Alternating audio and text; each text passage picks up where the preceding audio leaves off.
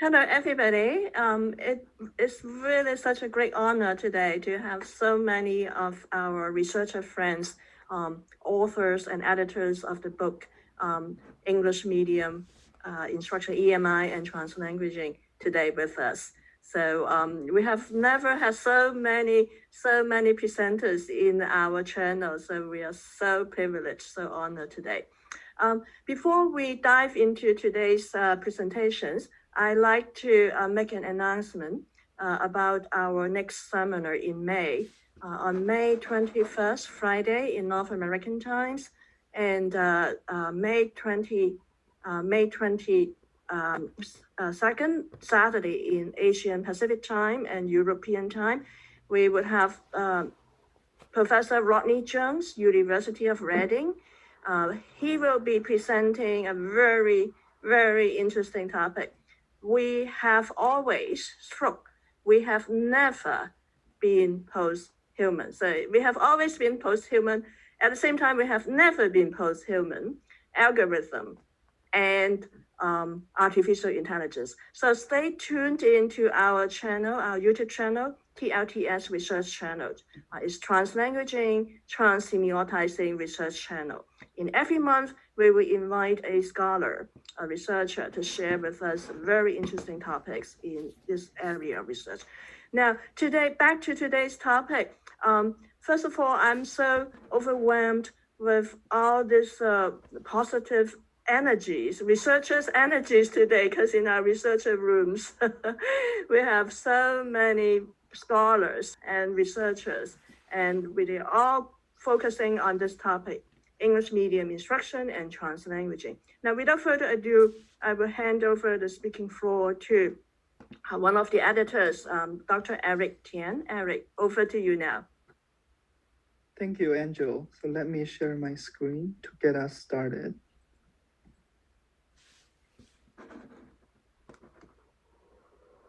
Welcome, everyone.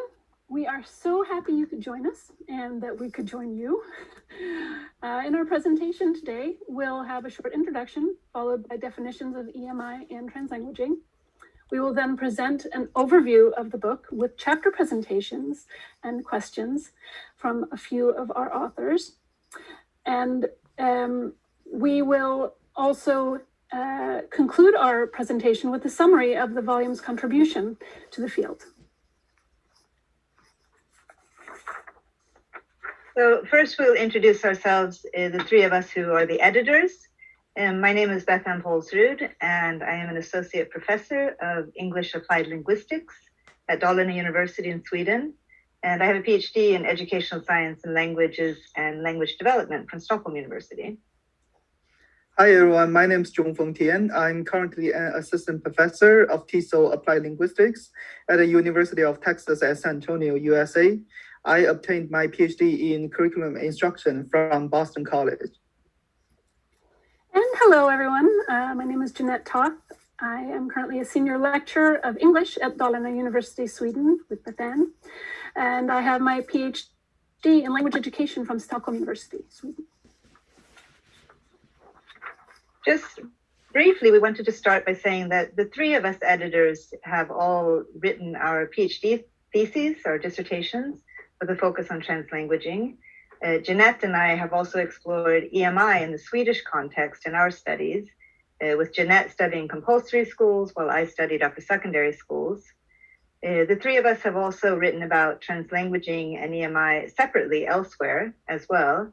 And Zhongfeng has co-edited a volume on TESOL and translanguaging, as you see here in the middle. And Jeanette and I have also written about translanguaging, translation, and EMI. And I've also written about translanguaging in the family. So our interests in translanguaging and EMI brought us together as editors.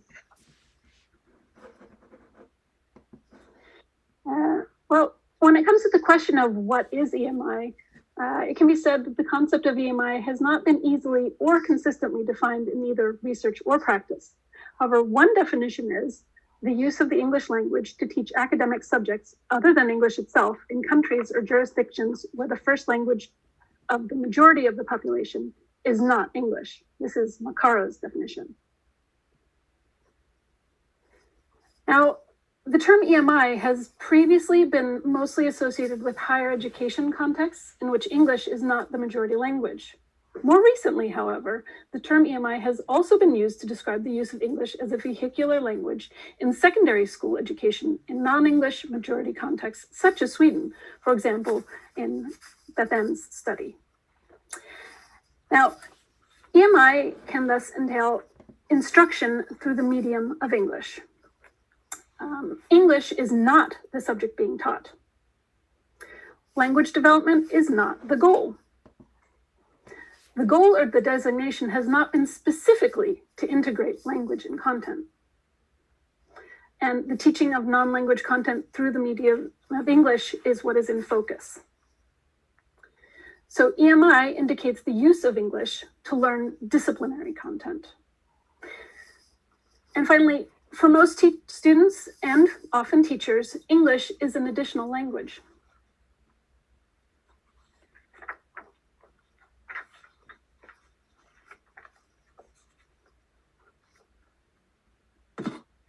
So what is translanguaging?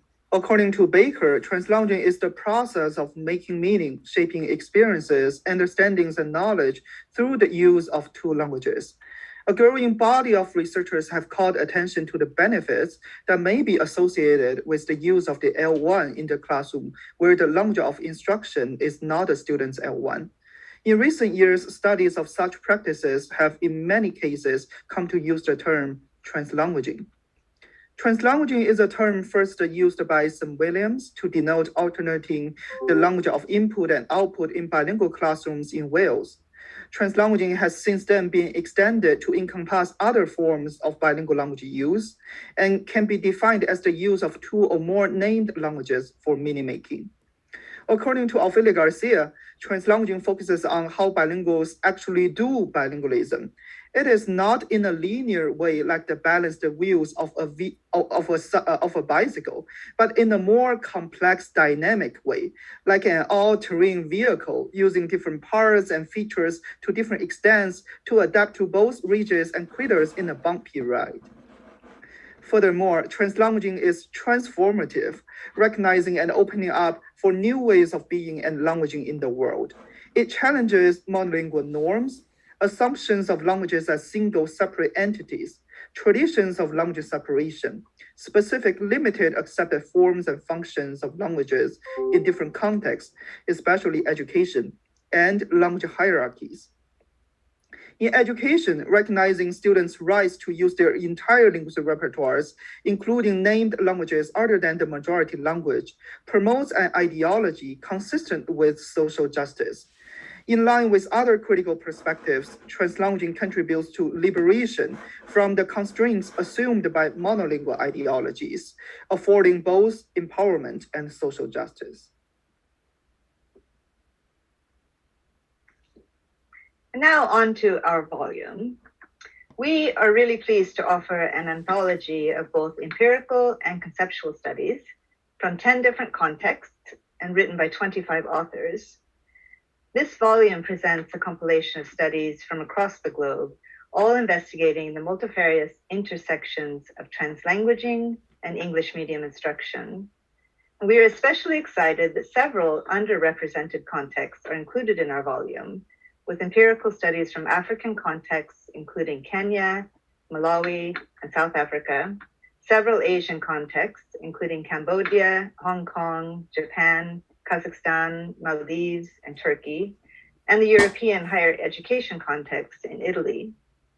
In their chapters, the authors have included some of the best examples of translanguaging to be found, illustrating how teachers and students make use of their diverse linguistic repertoires to make meaning and to facilitate content learning at the crossroads of English medium instruction and translanguaging.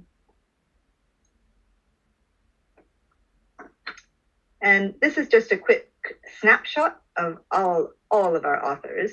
Several of them you will meet in a minute, and some of them could not join us today. Here we also present an overview of our table of contents. As you see, we have little fast. I'll give you a minute to read it. We have a foreword by BethAnne Paulsrud from South Africa, followed by an introduction by the three of us editors. And then we have our 11 chapters written by our authors in the different contexts. This is followed by an epilogue written by Uti Smith and a conclusion. And so now we would like to move on to a presentation of a few of the chapters. And after each presentation, the audience is welcome to ask a few questions to that author or authors. And we hope to have time at the end of the presentation as well for more questions for any of the authors. And due to the time difference, we editors will present the first chapter, which comes from our authors in Japan. So this chapter is by John Adamson and Naoki Fujimoto Adamson, who both work in Japan. And the context is that of a new university established in 2009 with no clear language policies. The Japanese Ministry of Education encourages the spread of EMI for the vague purpose of globalization.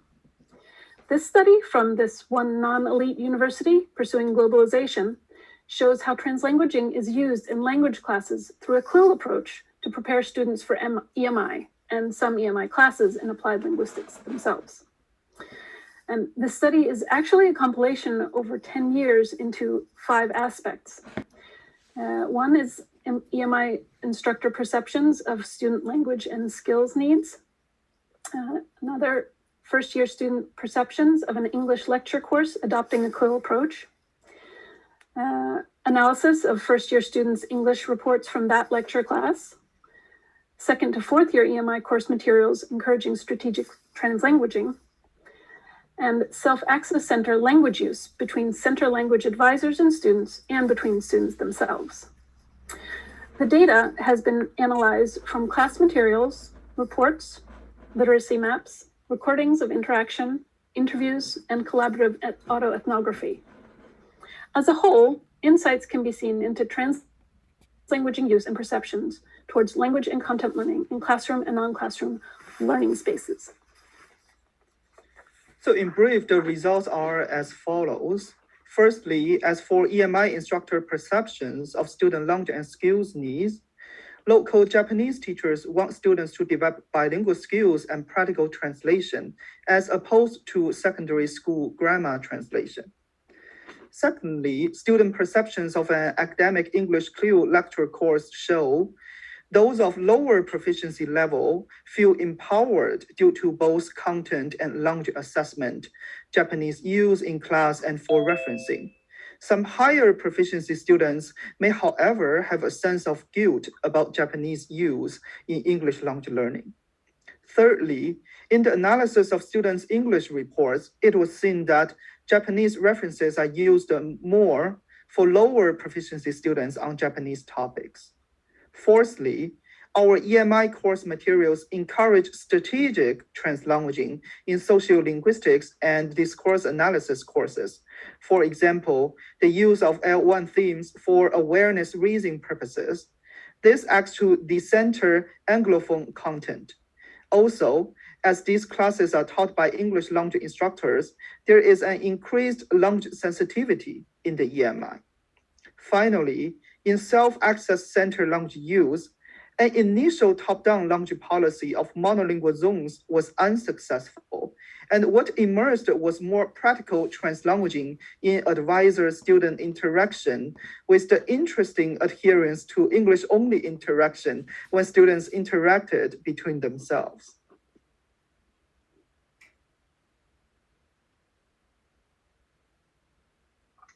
So as for the contribution of this chapter to the field of EMI and translanguaging, the following is evident from the studies into just this one university. Number one, policies and practices have shifted, for example, in the Self-Access Center. Number two, there have been clear objectives to decenter monolingual language practices and Anglophone-centric content and materials. The mic is muted. Number three, the studies give insights into translanguaging from learner and instructor perspectives across diverse learning spaces in the university. 4, translanguaging has provided support to students, awareness raising, but also some resistance. 5, Some differences in student attitudes are evident according to language proficiency. And finally, 6, the policies formed have been evidence-based and emergent. We're grateful to John Adamson and Naoki Fujimoto Adamson for providing this presentation. And we would now like to move on to the next chapter. It's Dr. Colin Riley. Thanks very much. It's really nice to be here today, and thanks to everyone that has had a part in organising this event. So I'm Colin Riley. I work as a senior research officer at the University of Essex in the UK. And my research looks at multilingualism and language policy in education, and mainly in countries in sub-Saharan Africa. So my chapter in the book draws on findings from my PhD research, which was an investigation into language use and language attitudes in universities in Malawi. So as a bit of background on Malawi, it's a country in sub-Saharan Africa, and estimates on the number of languages, named languages in the country, differs really depending on who's counting and how they're counting. But generally, it's agreed that there's somewhere between 12 and 35 languages in the country. And most often, people tend to gravitate towards this lower number. Chichewa is the most widely spoken language in the country. And in terms of language and education policies, while there have been a number of changes over the last 60 years, generally the policies have been quite English dominant. So where maybe previous iterations of the language policies have included more space for Malawian languages, this has often been very much in the early stages of education. So then as we move through and towards the higher stages of education system, really English takes over and dominates. So the most recent change to language and education policy was in 2014, when a new English-only policy was to be introduced from the beginning of primary school. And this is a quotation here from the then Minister of Education, who said, "It's the wish of the government to see most of the pupils speak and write good English while at primary level. And English speaking has been a problem to our pupils, even those who completed secondary education." So you can sort of see the kind of goal of this English-only policy is to produce a population of people who speak good English. And it's assumed that the best way to do this is to just have English as the only language of education. Since the policy was announced, it's not really clear to what extent it's actually been fully implemented, or what the kind of practical reality of its impact is within the classroom. So then, thinking about the study itself and what I talk about in the chapter, I adopted a linguistic ethnographic approach, and I spent time in all of the public universities in Malawi and a few of the private ones, doing a range of things, so observations, classroom and individual recordings, interviews and focus groups with students and staff. And the two questions that I discuss in the chapter are here. So to what extent can Malawian universities be considered as translanguaging spaces, and how do stakeholders view the adoption of a translanguaging language policy? Next slide, please. Thank you. So to give you an idea of what I found and how my chapter might contribute to the field in some way, so I'm quite interested in how we evaluate things to be a translanguaging space. And here I use Leeway's definition of translanguaging spaces as spaces created by and for translanguaging. So within Malawian universities, I would suggest that they could be considered as spaces created by translanguaging. And this is because translanguaging occurs both by students and by staff in a range of contexts, so in social contexts and in academic contexts. But I would argue that they are not necessarily spaces created for translanguaging, as obviously we have these very monoglossic English dominant policies, And also the language practices of students are very much restricted by specific members of staff. So some lecturers would adopt translanguaging practices and they would allow students to translanguage in the classroom, and some simply would not. So this is a quotation here from one of my student focus groups, and the student says, well, some lecturers will say, okay, you can speak Chichewa as well as English, but then for others, it's just English only. And then in terms of attitudes, I found definite positive attitudes towards an English only MOI, but equally there were positive attitudes towards the use of a more multilingual medium of instruction. And this was quite interesting. So generally, if people had the choice between, say, English or Chichewa, English would be the top choice the majority of the time. But then when we move away from this binary idea of English versus Malawian languages to consider a more flexible multilingual option, then that's actually quite an attractive option for a lot of people. So one of my interview questions was basically, if you could make up the language policy, what would you want the policy to be? And there's a graph in the chapter which gives some more detail on this. But it basically goes 50-50. So half of the people I interviewed opt for a monolingual policy and half opt for a more multilingual policy. And as one student says, this is because the reality of the situation is that one language isn't enough for the educational university space. So I'll stop there after that quick summary, but happy to answer any questions.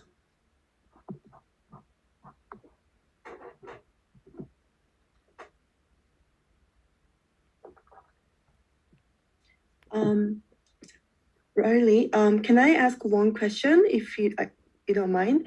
Can you tell us a little bit more about the context of the study, like the age of the students or the major of the students, what kind of program that they are in, and so forth? Thank you.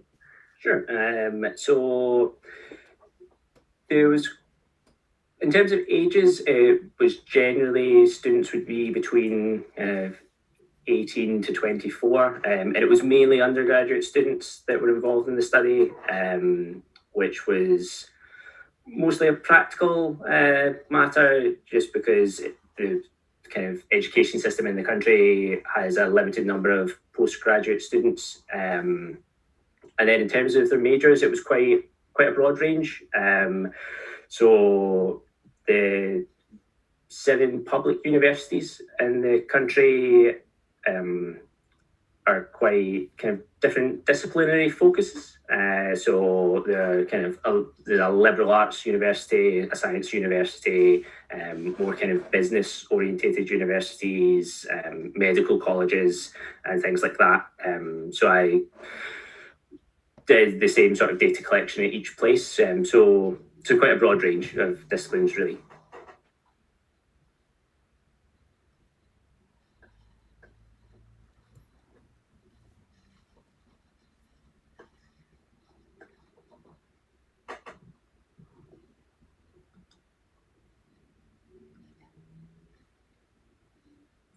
Do we have any questions from the audience on YouTube?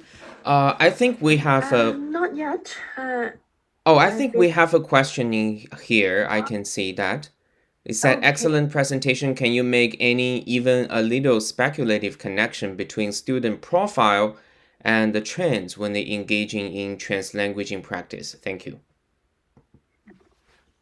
Yeah, so student profile in terms of the kind of background, I'm sort of assuming that to mean.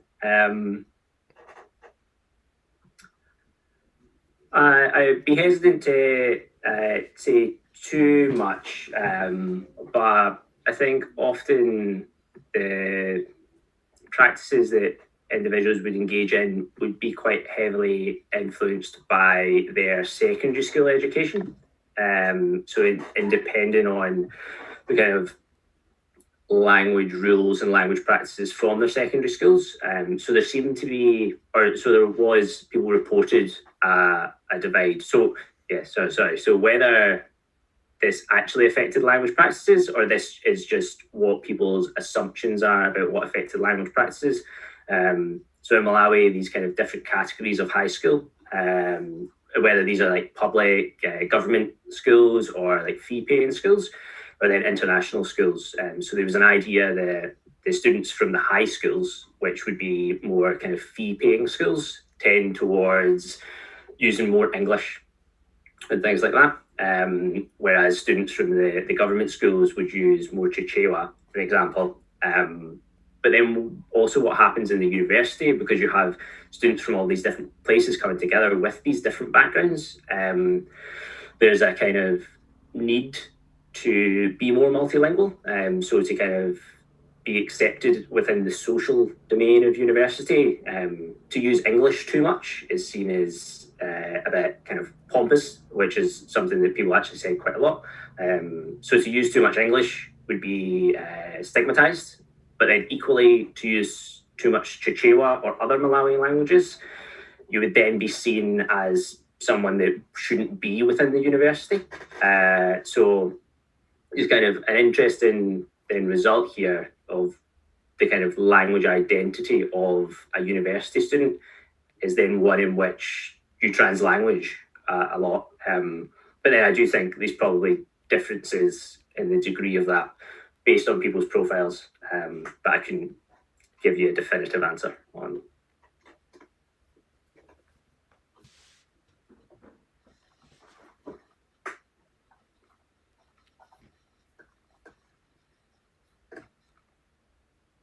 Thank you, Colin. We'll move on to the next one.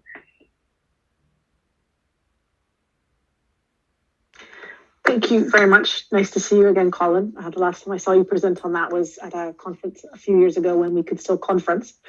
So my name is Aileen Crisfield. I'm an educational consultant and a senior lecturer in TESOL at Oxford Brookes University. And my co-authors on this chapter are Alexandra Holland, who's the academic development manager of the group of schools within which the case study takes place, and Isla Gordon, who was the junior school principal during the time period the case study took place and is now located in Switzerland. And so I'm going to start our story by just talking about this idea of ethical bilingual education. And, you know, I've been working in international education for a long, long time, and I've seen a real rise in English medium instruction being the priority and the kind of high status option for parents all around the world, without considering what the consequences are for children who are educated exclusively in English in their local context, which is not English speaking. And so when I began working with the academies 5 or 6 years ago, what really drew me to them was this ethical approach that they were taking to the education of their students, that EMI has a place and English is important in the developing world, but that we can't step back from our kind of roles and responsibilities as educators to make ethical decisions about the languages that we use with the students in our schools. And in particular, this idea that the choices we make in schools in terms of anything to do with education send messages to the children about what we consider to be good and right in terms of their education. And that in post-colonial context, if we're educating kids in English only, what are we telling them is good and right about their identity and their own languages, or what are we telling them is not good and right? And so this case study focuses around how we can use translanguaging as a kind of an inclusive method to bring together the local language and English within EMI schools, in particular in post-colonial contexts. And so I'm going to pass over to Alexandra Holland to talk about the context of the school, and then Isla Gordon will talk a bit about the case study itself. Thanks, Eowyn. Can I have the next slide, please? Thanks, brilliant. So the case study is situated obviously both in a national context and in a school context. The Aga Khan Academies are a group of schools that were started by His Highness the Aga Khan nearly 20 years ago now. And we have the goal of developing leaders for the developing world, students who will use their education to improve quality of life in the communities or within their national context in which they live. Obviously, to be able to do that effectively, those students don't simply need to have a good grasp of English, but they also need to have a really deep and strong grasp of their language from their national context as well. The first academy was the Academy in Mombasa, which opened in 2005. Now, the Mombasa Academy is obviously also situated within the Kenyan context. And the 2010 constitution in Kenya set out Kiswahili as the national language of Kenya, but English and Kiswahili as the dual official languages. However, when you look at the education context in Kenya, all education in Kenya, primary and secondary, is done through the medium of English. National exams are taken in English, and Kiswahili is a standalone subject, isolated essentially as this one element of the curriculum. English, I think, is seen also by many Kenyans as the language of academia. Universities are working in English, of governance, and of business. And so whilst we are seeing some elements of the growth of Kiswahili within the African context, there is still, I think, a dichotomy between the statement of belief in the Constitution of Kiswahili and English as these joint national languages, and then the lived reality, certainly through education within the country. And this created challenges for us in the academies. In 2009, we introduced a program into our junior schools by which Kiswahili would be used alongside English as a means of accessing the curriculum.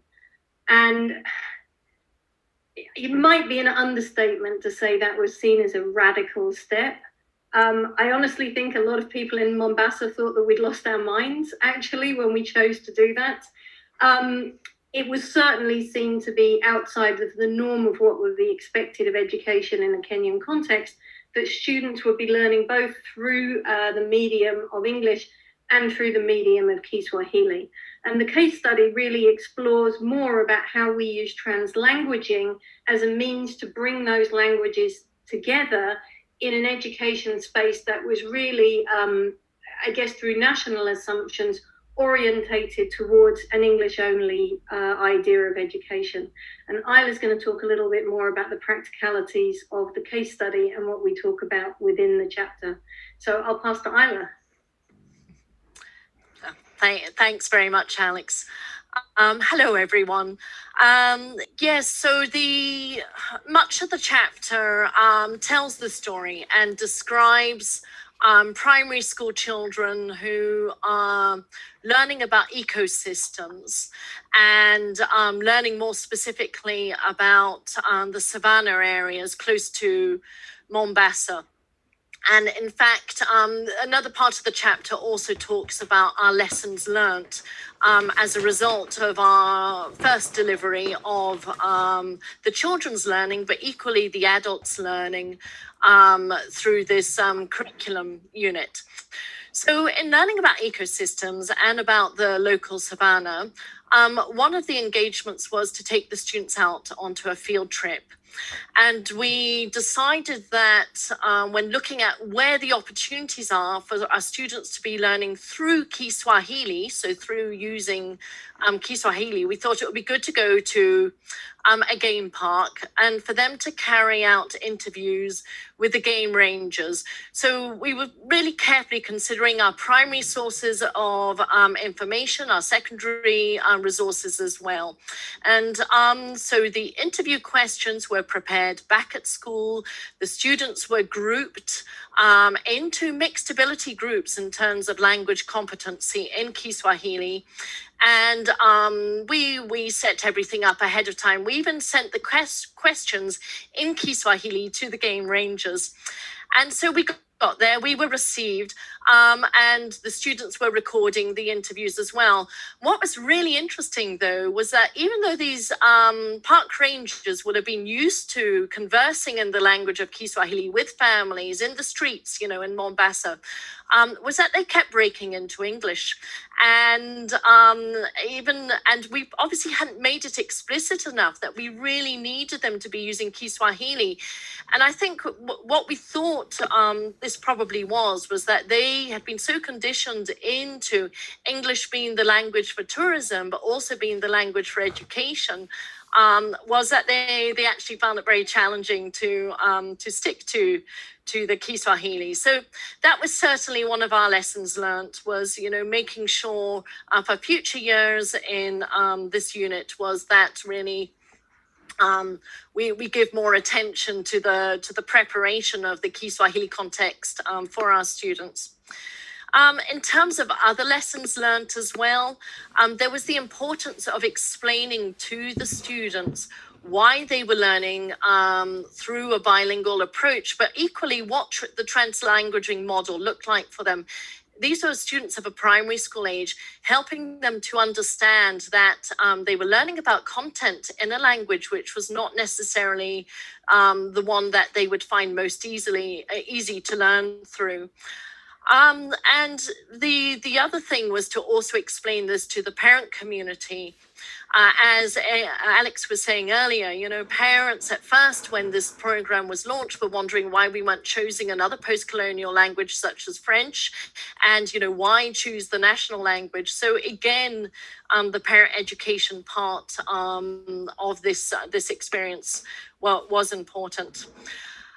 The other thing that we found from this study that was really important was to plan ahead of time with a careful structure in place for students' learning. So not just learning about the content and learning about interdependency and ecosystems and the savanna lands, but equally having an opportunity to learn about the language structures in both languages, and to make sure that there was going to be an opportunity for them to be using both Kiswahili and English across all of the domains, you know, in speaking, listening, and reading and writing.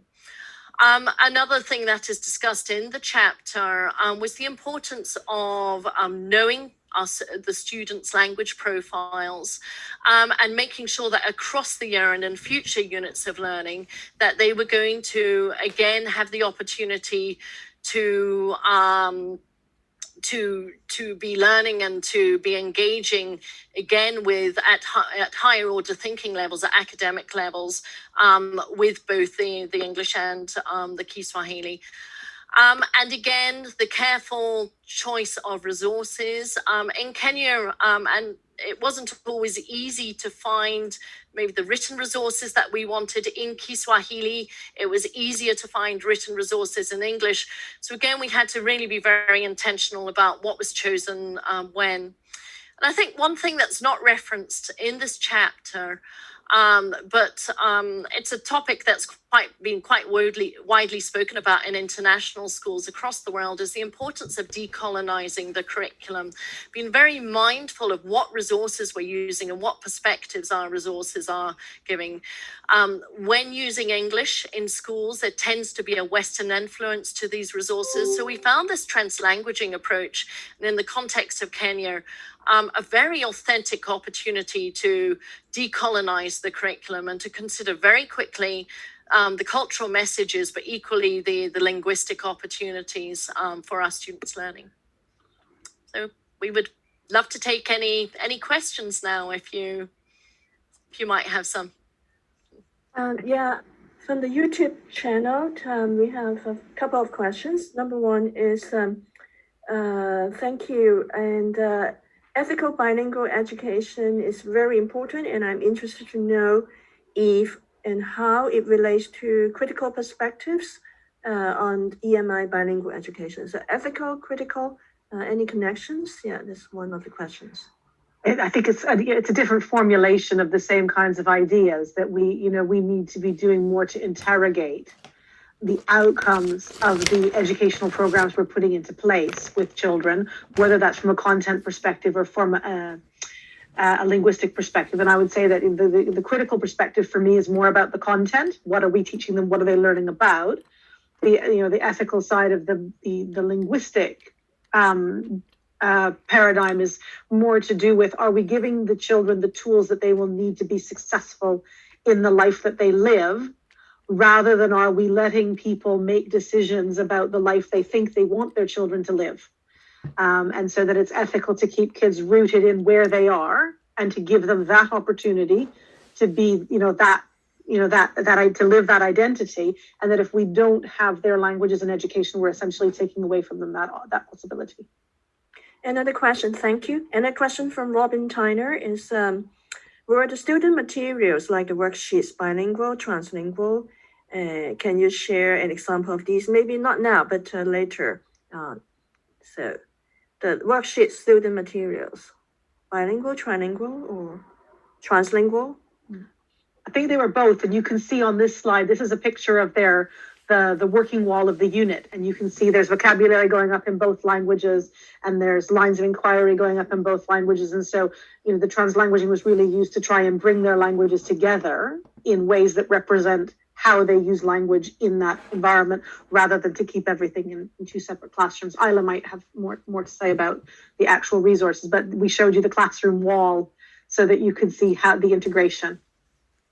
Yes, absolutely. In terms of the resources, I would say there were the resources to be used as tools. So, for instance, you could see the vocabulary wall here, and students would therefore know where to go to get what they needed.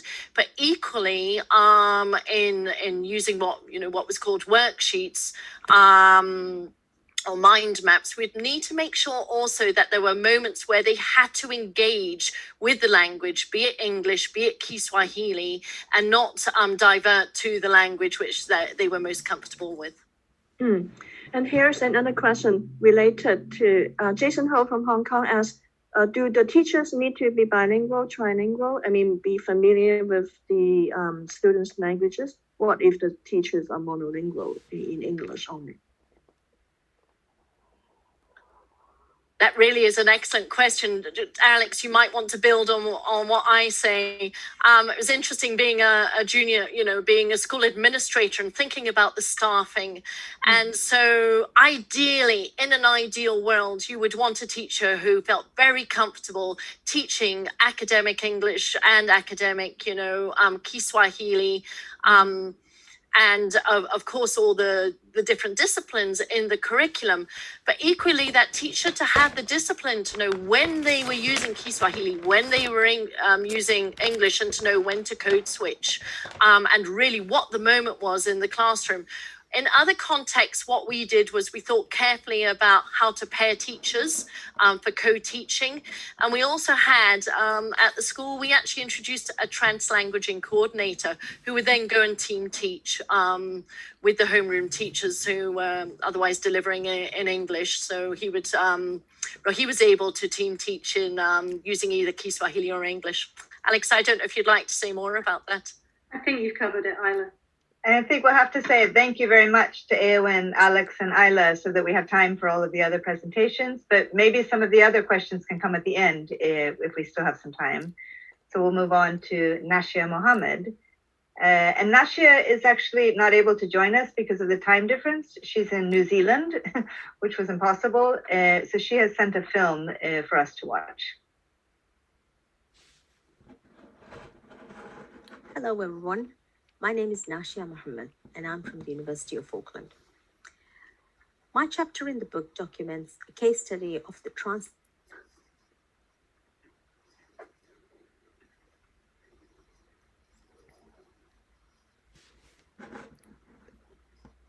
Oh, the video playback somehow have The stopped. Maldives are exposed to 3 languages. Shall I start it again? Yeah, would you please start again? Thank you. Thank you. Hello, everyone. My name is Nashia Mohammed, and I'm from the University of Auckland. My chapter in the book documents a case study of the translanguaging practices of 4 children from the Maldives as they engaged in a series of storytelling tasks in the home context. Children in the Maldives are exposed to 3 languages from a young age: Divehi, Arabic, and English. Divehi is the national language of the country, but because the school system is primarily in English and discourages the use of Divehi, English has become increasingly dominant in young people's language practices. The study that I report in this chapter focuses on 4 children's use of language as they engage in 5 different storytelling tasks. The children had close connections with each other And so we can expect that the patterns of language use documented in this study are the ways in which they normally interacted with each other. The 4 participants of the study were between 6 and 11 years of age. The study focused on these 2 questions. I was interested to see how children utilize their linguistic resources when narrating stories to each other, and how these narrations were affected by placing limitations on the languages they could use. Out of the 5 storytelling tasks that the children were required to do, 2 tasks, that's tasks 3 and 4 that you see there, were designed to draw out a particular language. For the 3 remaining tasks, instructions were given in both languages to indicate that there was no limitation on the language they could use. The tasks involved narrating a story from a set of random pictures, telling the story based on a sequence of pictures, describing a set of pictures on a particular theme, and recounting a funny incident. The findings of the study show that the participants had linguistic knowledge and skills to engage in storytelling. Overall, they favored English, but used the way in different ways and to varying degrees to perform the tasks and make meaning. The languaging strategies that the children made use of showed that they made purposeful, sophisticated, and intuitive shifts in language and adopted creative ways that not only fused their named languages, but also bridged elements from their distinct cultures. The hybrid nature of their languaging processes appeared effortless and supports the existing evidence of translanguaging practices and the agentive role children play in using language strategically and creatively. When tasks were similar to what they might be asked to do in school, the children were seen to engage in practices that would be expected at school, such as correcting each other's errors or using more formal registers when narrating their stories. The children's dominant language was clearly English, and the majority of content words they used were in English. When they were asked to restrict their storytelling to only Divehi, it affected their ability to create a meaningful story and narrate it with ease, indicating their lack of competence in Divehi in relation to English. For these children, Divehi formed a type of scaffold for their predominantly English stories, a vehicle through which they established and negotiated meaning and self-monitored their language. This study points to how children develop their second language at the expense of their first language, when the children's language is devalued in the school and the wider society. And this has implications for language education policy and practice at school. Requiring students to limit their language use to one language can not only have detrimental effects on the children's ability to perform, but could also have lasting effects on their linguistic development as well as their identity construction.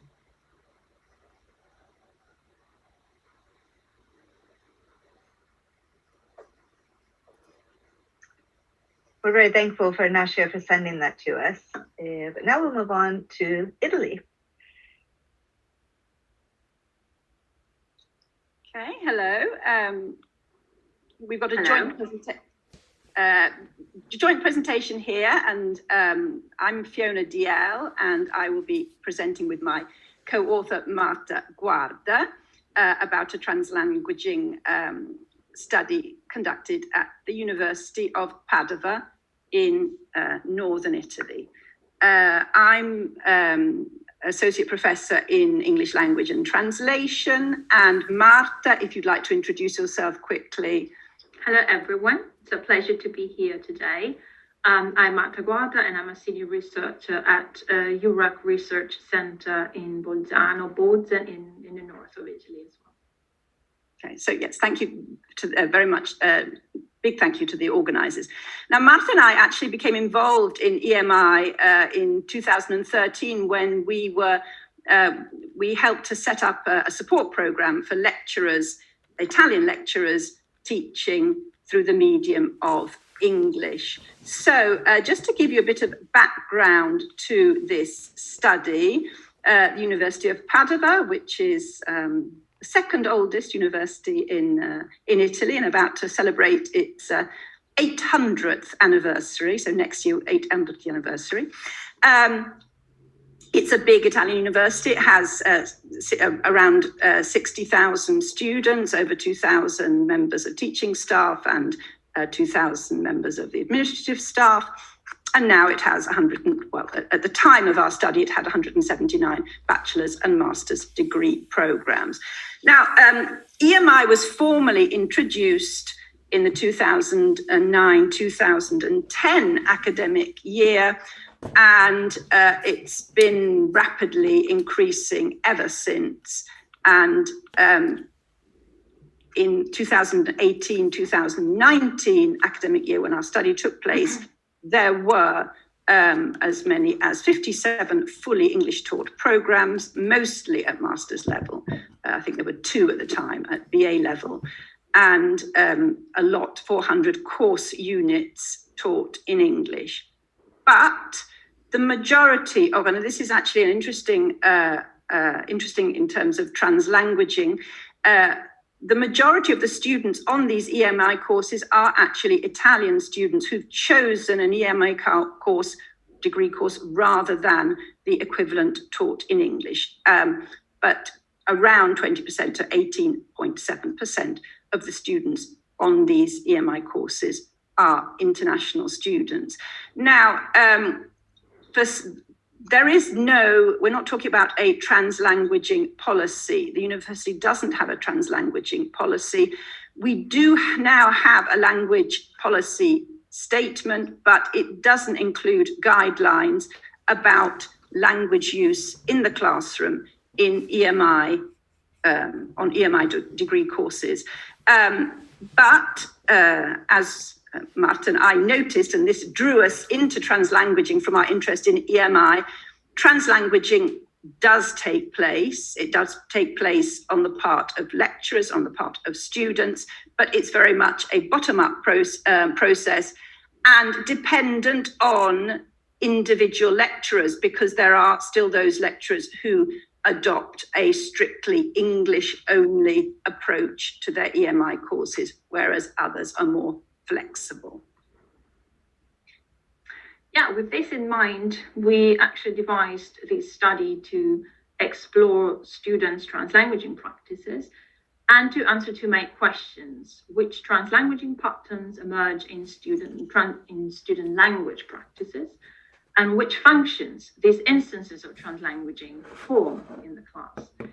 So to answer these 2 questions, we observed and audio recorded 6 2-hour lessons from a variety of disciplines, and we chose lessons where the students were actively participating, either by giving oral presentations or by taking part in group work. What we did later on was to transcribe the audio recordings and to analyze the transcripts on the basis of an existing taxonomy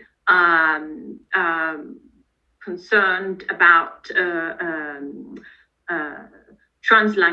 which we adapted to the translanguaging situation that we had. And basically what we did, we found out that translanguaging patterns do emerge in students' language practices. And if we go on with the slide, then you can see that we actually categorized these functions of translanguaging into 3 main areas: curriculum access, classroom management discourse, and interpersonal relations. Within the first area, we find translanguaging practices through which the students were asking for assistance, for help to overcome or avoid communication breakdowns.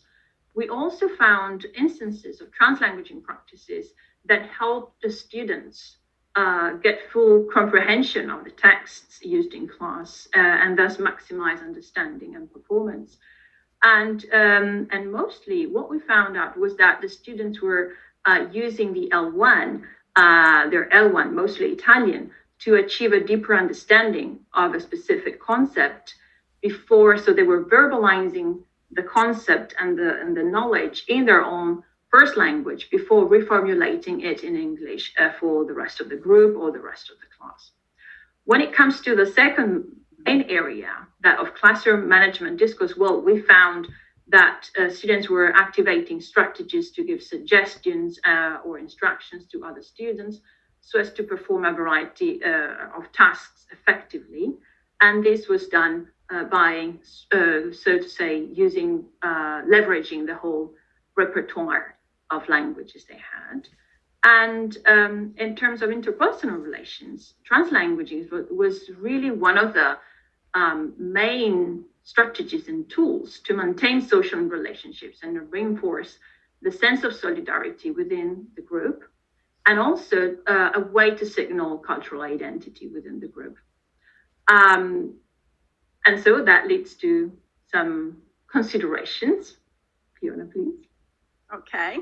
Yes. So overall, our findings showed that the student translanguaging was beneficial at a cognitive level, allowing our students to gain a deeper understanding of the subject matter they were studying, but also at a social level, strengthening cooperation among peers and promoting inclusion. We noticed that the students themselves, I mean, these were bottom-up translanguaging strategies which were occurring in the classroom, but they were highly sensitive to issues of inclusion, and so their translanguaging was most definitely an inclusive practice. Also quite interesting to see that what emerged from a previous ethnographic study was that their attitudes, which they seemed to feel that translanguaging was important for them, but many students were somewhat critical of the lecturers adopting translanguaging, which they saw perhaps as an indication of their lack of knowledge of the English language. This was quite an interesting fact which emerged. So I will conclude with this, which is the conclusion to our article, that the judicious and systematic adoption of translanguaging practices in EMI could itself reshape the context, turning this idea of an English-speaking bubble inside an Italian university into a truly multilingual learning space. Thank you very much.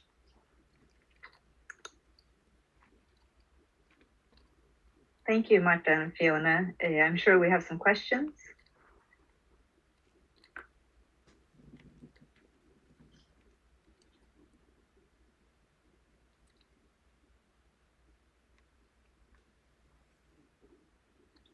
We can't hear you, Angel. I'm mute. Okay, sorry. So we have a question from Scott. Hi, Scott. Scott was my former student here in Simon Fraser. Can anyone suggest some studies or books that look into the effect on children when their L1, when their first language is restricted or disincentivized at school, home, or community?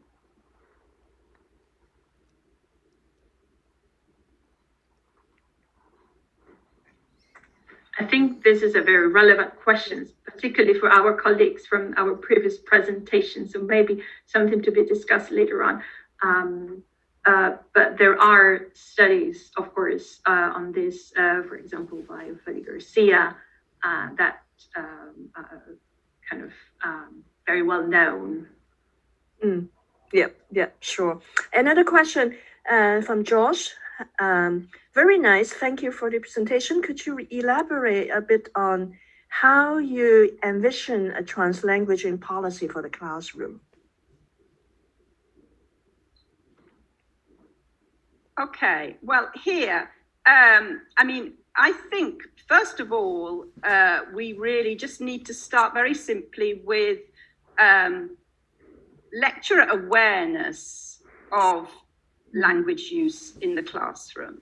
As I said right at the beginning, the majority of the students in our EMI classes are actually Italians, and many of those have chosen, many of these students have chosen an EMI course because they do want to enhance their language skills. But I think this is very much tied up with goes back, and even to sort of English language teaching and the myth of the native speaker and the idea of the direct method and English only. I think that our very first step is really to build on awareness of what we mean by repertoires, what we mean by multilingual education. And first of all, I mean, rather than spelling out what lecturers should be doing, but just making them aware of the fact that translanguaging can be beneficial, both to the content learning in the EMI classroom, but also to the acquisition of the English language. So I think, yes, we've got to start right from the beginning. I would not impose a translanguaging policy because I think that would be going back to the idea of imposing, a monolingual ideology. But I think we really need to start by awareness, and in a policy statement, make it clear that such language use is perfectly acceptable and also beneficial. It's not going to mean that people will not manage to. And also another issue was inclusion. I mean, lecturers don't know, but we've got a lot of international students. We don't want to exclude them, but the students themselves managed to, and a lot of the international students themselves either said, if I'm in a group of, people from my own country, like Iran, we will speak Farsi between us in group work, or else they would say, no, but we actually want our Italian peers to say some Italian, because we're not just here to, we want to be part of, we're living here for 3 years, we'd actually like to learn a bit of Italian. So that was another point. Really like your idea of this term translanguaging awareness, and it's important equally with students. I mean, we also need to help students to be aware. Yeah.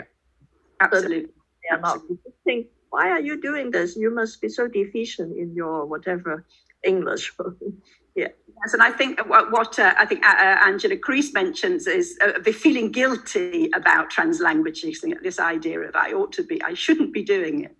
Exactly. The awareness, the translanguaging awareness, I think it's a really good term you just brought up among teachers and among students equally, and among policymakers. I don't have any further questions from the YouTube channel. And what about our student hosts from Hong Kong and also from Canada? So may I have a question? Yeah, hi. Yeah, actually, I like the idea of social level development of translanguaging from your research findings. Would you mind sharing about any discovery among private zone of socialization versus public zone of socialization? Why I have such question is because in my own EMI classroom, whenever I'm arranging some formal channels of communication in tertiary education, maybe my students also feel very struggle to speak in their mother tongue because they may regard it as a sign of limitation of their personal proficiency. But when I shift to allow them to have peer group discussion, like project-based discussion with their WhatsApp groups, Signal groups, or other Zoom meetings among themselves, then they feel very comfortable to switch or mix with Cantonese, English, or sometimes they will use the share screen mode to type something or use emoji and even scribble some drawing to brainstorm ideas. So I would like to see if your project has a similar observation in Italian culture as well. Marta, maybe you Yes, we do. That's exactly what we noticed, what we observed, and what we recorded. The students were in a way shifting the focus of attention at some points in their group work, for example, or in their oral presentations, from the academic task itself to their relationships and to the group relationships. And so they were, for example, sharing jokes or, using laughter, and, in the written mode, I'm sure they would have used emoticons and other forms of, to show that they were part of a group. And in order to do so, they actually used languages and the languages of their repertoires very flexibly. So that's exactly what we observed. Thank you. Thank you, Marta and Fiona. I think we'll have to move on to the next presentation, but there might be more discussion about those issues at the end. So thank you everyone for having us. My name is Bridget Goodman. I am Associate Professor of Multilingual Education. Not with us today is Sulashash Karamkulova, who is Associate Professor of Higher Education with a TESOL background. And I will let our third author introduce himself. Yeah, so I'm Philip Montgomery. I am a former instructor of English, academic English at Nazarbayev University, but I'm currently doing my PhD in second language studies at Michigan State University. And Philip is going to start us off by talking about our nested study context, and then I will talk about the study design and our main findings from the chapter. Yeah, so you can see from the slide here, I'd like to give you a bit of context about our students, the institution, and the country where this university is situated. The students come in with a rather high English proficiency related to other universities here in Kazakhstan, 6.5 IELTS, so it's an upper intermediate levels. They do take courses in academic English and in academic Kazakh. They usually know Russian and Kazakh to varying degrees, but they do have a range of other additional home languages that you see here, as well as foreign languages. The university's internal strategy, one of the mission statement documents or policy documents guiding the goals of the graduates is to become fluent and nuanced communicators among languages. And so there is a multilingual approach to policy in the institution. The institution where the study takes place has here this Graduate School of Education, which was established in 2013 and is a full EMI program. And the university itself is fully EMI as well, which is quite unique in this country. There are 39 faculty members in the school. 31 of them are international, and the majority of all faculty are bilingual or multilingual. And if you look around campus, walking just around, you'll see events and signs in Kazakh, Russian, and English.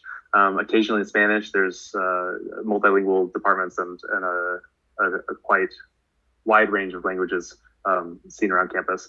And finally, the country itself is multilingual and multi-ethnic. The country boasts 130 groups, but 95% are ethnic Russian, Kazakh or Russian. So vast majority are one of the two, and a small minority, a wide range of other ethnic groups. The trilingual education policy has been enacted at all levels in education since the early 2000s. And it is this kind of balancing act between Kazakh, Russian, and English. And then what we were interested to find out about workplace language practices that had not been previously investigated, to know after students use or go through an education program like the one at this university, what then happens when they return to the workplace. Okay, thank you, Phil. So the two research questions addressed in this chapter is one, do students value or recognize translanguaging as a strategy for developing skills in English, academic skills in English, specifically given that they come with high proficiency in English, come to a context where they may be expecting English to be the only language, but at the same time, they are multilingual and living in a multilingual society where their repertoires are dominant in society. And, you know, by the same token or extension, are translanguaging practices viewed by alumni as successful or unsuccessful across languages and context? And when we designed the study originally as a study of academic writing skills development, because we're asking them to write master's theses in English, and then wondering what happens after that, we were looking at the concept of transfer.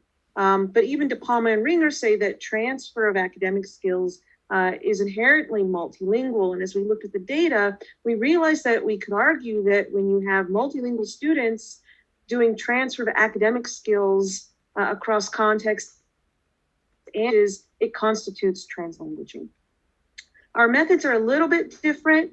My own dissertation research was in ethnography and EMI in Ukraine. So I was familiar with the dynamics of translanguaging in a similar context. I wanted to know more about outcomes and measurable outcomes. So we did mixed methods. We conducted a survey of alumni, 100 students and alumni rather, with self-reports of their development of academic skills in 3 languages. And for alumni, we had them reporting the importance of different types of academic skills in different languages in their workplace. And then in this chapter, we focus on data from interviews with 20 students from one master's program to further clarify and understand the trends we saw in the survey. Next slide, and I see we are already way over time, so I'll try and be quick. But to sum up, we saw that students and teachers have moderate views of translanguaging practices, that students on average value them, but more highly valued teacher feedback or rubrics for development. And we think that's because teachers are on a continuum of beliefs. Some are English only, others are giving assignments to produce texts in 3 languages, but also the students do translanguage. They tell us they translanguage, but they don't see it as strategic or purposeful. It's just something they do naturally without thinking. It's almost translanguaging without awareness. But as they start working in the workplace, they make conscious choices to take the activities, the skills that they've learned in English, for example, how to structure a presentation or how to structure a report or how to hedge in English to say this is probably true, and to purposely apply that approach in Kazakh or Russian and sometimes they receive praise and sometimes they receive pushback and criticism for that. And I'm mindful of the fact that, in other contexts that may be interpreted as colonizing or recentering students away from Kazakh or Russian to English. But we are in a context where students are not only expected to learn English, but they're expected to learn things that will help them be leaders and reform the country and to move away from the Soviet legacy and move towards integration into international society and the global economy. And so that's why, one of our arguments is that students can be applying these new skills in transformative ways, but it can be challenging at times as well. And we still nevertheless argue that there are more spaces that can be opened up in our university for more translanguaging and for development of skills in multiple languages, not just English, but also Kazakh and as well Russian. So thank you very much.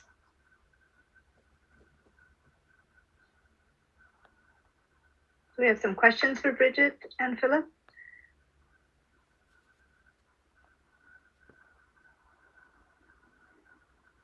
I have a question here from the YouTube. It's not targeting this presentation, but in general, talking about the underrepresented context. So the question is, do any of the presenters have thoughts of how findings in their underrepresented context lead to situated understandings of translanguaging as a phenomenon or a pedagogy? It sounds like one for you, Bridget and Philip. Well, thank you. I'm happy to represent the underrepresented here. And I have been thinking about this as I've been watching the other presentations. One of the reasons that I wanted to do research in Ukraine and then Kazakhstan is because I felt there was a story here that wasn't being told. And yet, as I watch the presentations, I see how much similarity there is in different issues, right? The question of the relationship between translanguaging and proficiency, the question of relationship between translanguaging practices and outcomes in the real world. I see more similarities than differences. And so I think the implication is, even though the actual practices and values may be situated, that there's still a lot of commonality that we can learn from. And so maybe the next stage is to figure out, well, then how can we develop active pedagogies and raise this translanguaging awareness in ways that also carry across contexts. That's such a nuanced answer. That is, these principles, but also when they are implemented in a situated way that is very sensitive to contextual specificities. Any questions from our Canadian host or our Hong Kong host or?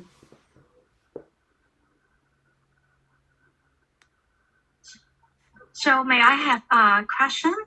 Yeah, because it's really interesting to me that you can get connected with so many alumni, and then actually it's very special for your research to contribute to the field that after their training at school, they move on to workplace, and then you address that they try to on the perception and the use of translanguaging practice. So my question will be, after graduation, a lot of the alumni may not get connected with the school training assessment anymore. So what would be their motivation to learn further, to be more dynamic and fluid in terms of their translanguaging skill and apply it to maybe cross-disciplinary practice as well? Because sometimes when they are marketing expert, they not just need marketing, they also need other knowledge to handle different clients' concerns. So their vocabulary, their writing style, their knowledge about the content areas, the specialized area, may be more complex than the school setting or the assessment setting. So what would be their language about further equipping those alumni to get ready for this challenge? Any observation from the interview data or the discussion? That's a profound question. Thank you for that question. I'll have a two-part answer very briefly. One pattern that emerged, and it's mentioned in the book chapter, is that, and remember, we were interviewing alumni that we've taught, so we already had a pretty strong bond with them. But one of the things that came up is that students felt that they didn't have an opportunity to use enough of the skills that they learned in our program. And we have another colleague as well who works in higher education and is looking more at this disconnect between the skills that are taught in higher education and what is expected in the workplace. So that is an issue. But in terms of how to keep students motivated to learn and use these practices, I think that's something I'll have to feed back to our alumni coordinator. We're a very new university. Our program only started in 2013, but we are increasingly having an active alumni association, even in the pandemic space. So I think there might be an opportunity there to work with her and to work with other multilingual education alumni to figure out how we can move that forward as you suggest. Thank you. Thank you so much, Bridget and Philip, for your presentation. We'll move on to the last chapter presentation, Margie Probin.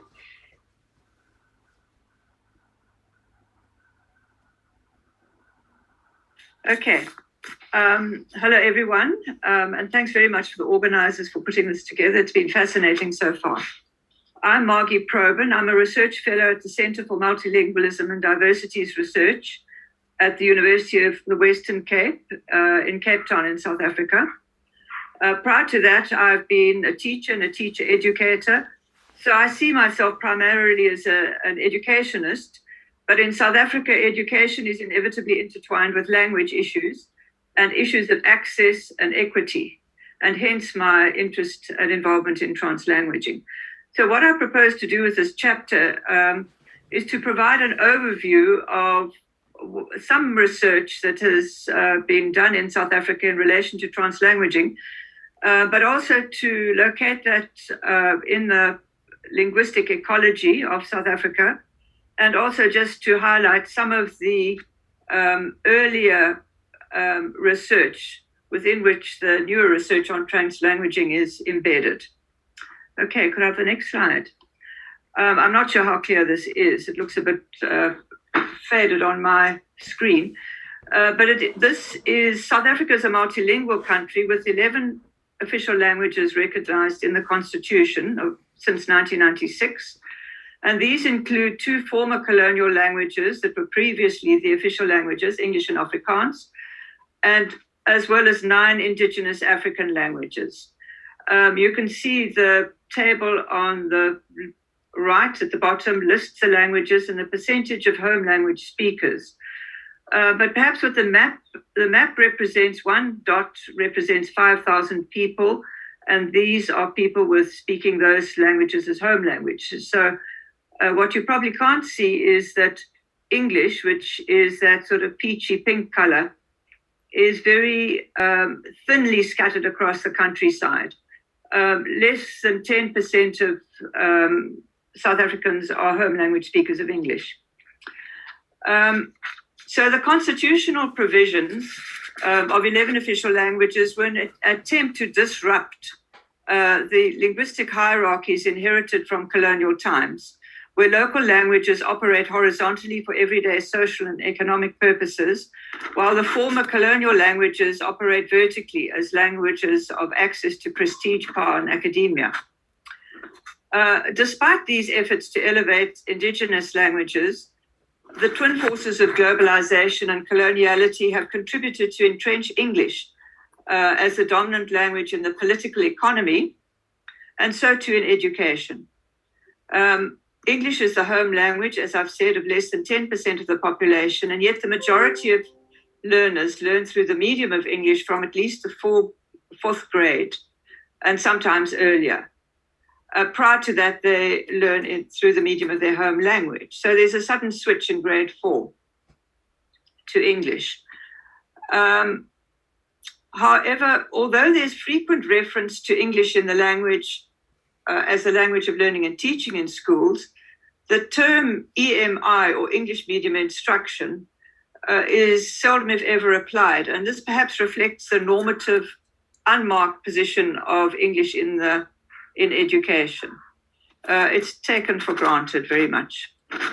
The majority of learners have limited opportunities to acquire the necessary proficiency to freely engage with learning in the classroom.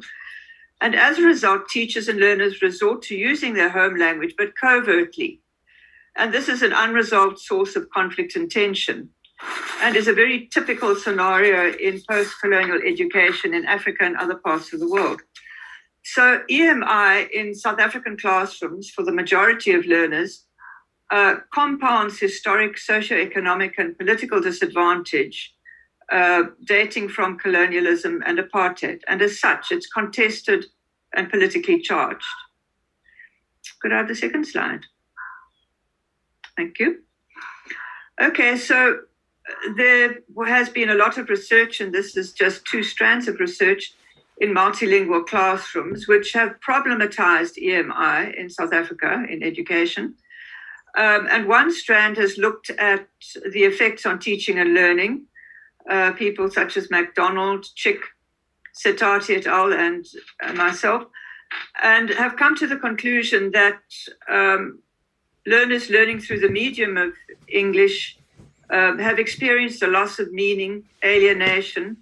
Chick, as is quite well known, has documented how teachers engage in question and chorus answers, what he termed safe talk, which enable learners to and teachers to engage with the surface features of education, but without any real learning. Setati et al. Talked about the dilemma-filled aspect of code switching, how teachers are obliged to code switch to communicate with learners, but feel conflicted about it. And I've also found teacher talking about smuggling the vernacular into the classroom. So that was one area of research. And then was another strand dating right back to the 1940s that documented the positive cognitive and social effects of dual language education for English and Afrikaans speakers. And then on that based proposals for what they called mother tongue-based bilingual education, which was to include flexible languaging practices in the classroom. Okay, could I have the next slide, please? So those 2 areas of research have provided a background, a long history of engagement with languaging and learning. And more recently, there have been studies, some which have looked at spontaneous translanguaging in the classroom, and some that have more recently have looked at planned translanguaging interventions. Now, Makalela has referred to translanguaging as linguistic Ubuntu in the context of Africa. And he says that the term Ubuntu is an African term that refers to the African value of social interdependence. A person is a person through other people. And so it moves away from individuality to interconnectedness.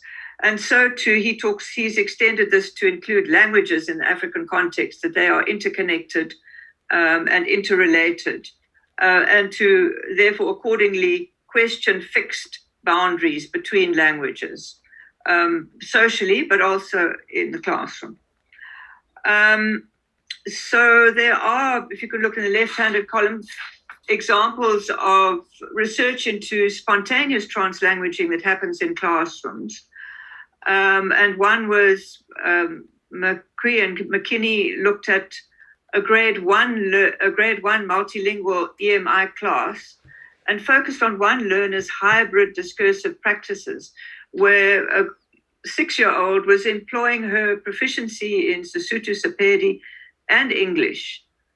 She was a self-appointed teacher's help to support her classmates' learning in English. So she would jump up in front of the class and assume control when she saw that some of her classmates were not following the English instruction.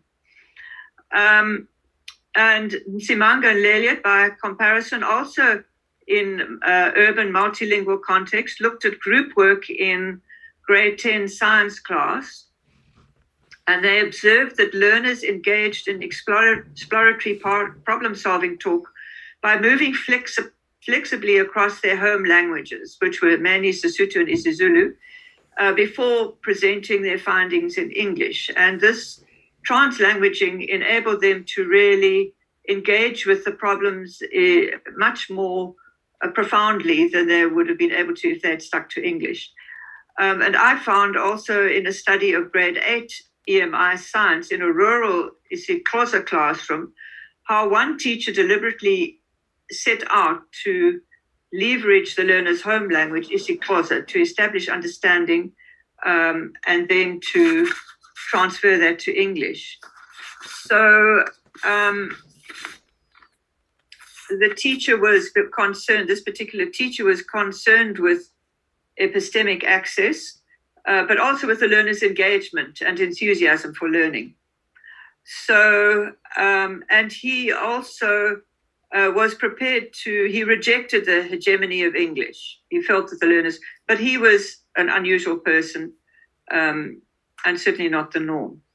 So more recently, there have been some planned papers on planned translanguaging intervention. So Makalela looked at the effects of translanguaging pedagogy on reading comprehension skills of Sepedi learners in a rural school, and found very positive effects for reading comprehension, both in Sepedi and in English. And they used vocabulary contrasts. They read the same story in alternate languages. They wrote texts bilingually. Another study with grade 10 chemistry, Sesotho learners, they were introduced to both learning the chemistry through Sesotho and English. They had conducted group discussions and provided written answers in Sesotho and English and translated between the languages. And they were also provided with learning materials in both languages. The researchers found positive effects. There was a gain of 14% in marks, pre-test, post-test for the experimental group. But there was also very positive affect because the learners were very excited to receive learning materials in their own language. So in terms of time, I think we might be running out, but in the chapter, there are some other papers that I've discussed. Spaces adjacent to classrooms where heteroglossic multimodal learning has been encouraged in a literacy club, for example. Gozula et al. Discuss that. The Stars of Today Literacy Club, where learners are deliberately encouraged to engage in multimodal, multilingual practices for developing their literacy. And also another example she provides of a mathematics holiday camp where the learners were isiXhosa speakers with limited proficiency in English, and the teacher was an English speaker with limited proficiency in isiXhosa. And a learning facilitator was brought in to enable a translanguaging space to overcome those kind of issues. And then McKinney and Tyler have also provided a case study of an after-school science study group where Tyler actually, was involved in engaging the learners in translation from written texts in isiXhosa to English, and also using the local urban variety of isiXhosa. And in translating texts from one language to the other, they were able to deepen their understanding of the science concepts. And that created a space where learners' full linguistic repertoires were welcomed. So this brief overview of a selection of studies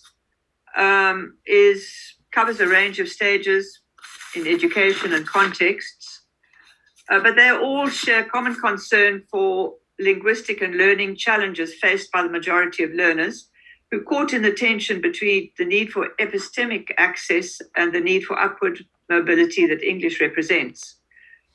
And so teacher training that aims to address these issues needs to disrupt the ideology that holds English only in place and open up possibilities for leveraging languages for learning in ways that open up epistemic access for all South African learners.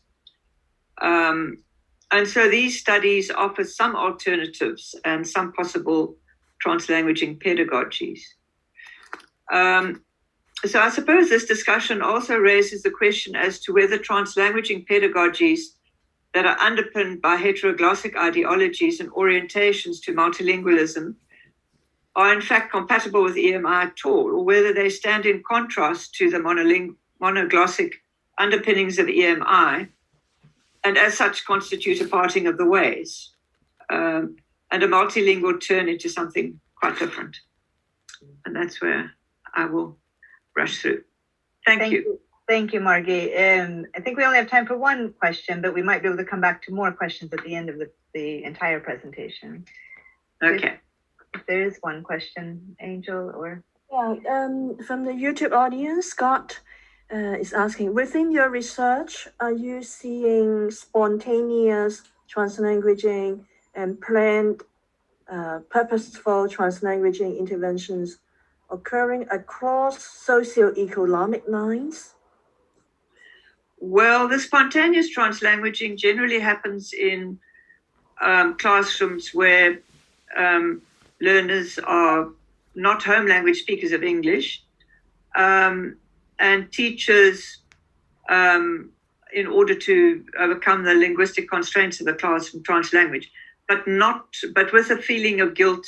It's not endorsed by the education authorities and so on. The planned translanguaging interventions are small projects that really are driven by researchers at this point. And so it's not, what some of us are hoping to do is to actually move into teacher training and to develop some teacher training for, in this particular case, science education teachers, to start trying to disrupt the monolingual ideologies that are so pervasive and held in place by years of coloniality and globalization of English, and to then introduce possibilities for working with both languages in planned and productive ways. So the planned interventions, as I say, are small-scale research efforts, but we would like to expand that into teacher education. Thank you, Margie. Very interesting. So we'll move on in the presentation for now. You've had the great pleasure and privilege of listening to our authors talk about their own chapters. And the chapters in our volume do not focus on outcomes of EMI programs necessarily, nor the proficiency of the stakeholders participating in such programs per se, but rather on a diverse range of themes exploring what happens on EMI programs when translanguaging is afforded space. And Ute Smith, in her epilogue to the book, writes the following: "The empirical studies presented in this book do not only offer highly welcome insights into the wealth of multilingual practices in supposedly monolingual educational settings, but they also provide empirical evidence of the centrality of micro-level practices to meso and macro-level policies, including all-encompassing ideologies. Moving from micro to macro, there is, firstly, the focus on translanguaging practices in EMI, pedagogical and or communicative, and in how far they support content learning and or language learning in either English or the student's first language or the language of the wider communication. The second layer that you see in the middle there of interest combines the micro with the meso as it analyzes the interdependence between translanguaging practices and top-down language policies and how they mutually influence one another. And such research can either focus on the policies and practices directly or on how they are experienced and constructed by teachers and or students as main social actors. And finally, moving on to the macro level, the third layer of interest embraces translanguaging as an empowering strategy, critically analyzing EMI phenomena from a social justice perspective, and ultimately questioning dominant ideologies of education. So in the epilogue to this volume, Smith outlines several key areas for future research.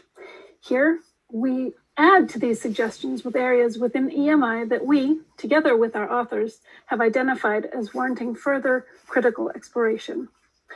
For one, effective implementation of EMI policies legitimizing translanguaging practices, translanguaging as the medium of instruction, pedagogical translanguaging approaches in EMI teacher training courses, stakeholder beliefs about translanguaging in relation to native speakerism, recognition of the use and value of languages other than English and the local language in EMI classrooms, varieties of English accepted and or promoted in the EMI classroom, how ideologies and hierarchies may be represented in teaching materials for EMI, content learning and or student outcomes in EMI settings where translanguaging is pedagogically legitimized versus in EMI contexts where translanguaging is not included in the pedagogy. Explorations of multimodal data, including nonverbal communication in EMI classrooms, such as lesson observations using videos. Navigating translanguaging practices in the workplace upon graduation from EMI programs. And finally, translanguaging and assessment in the EMI classroom.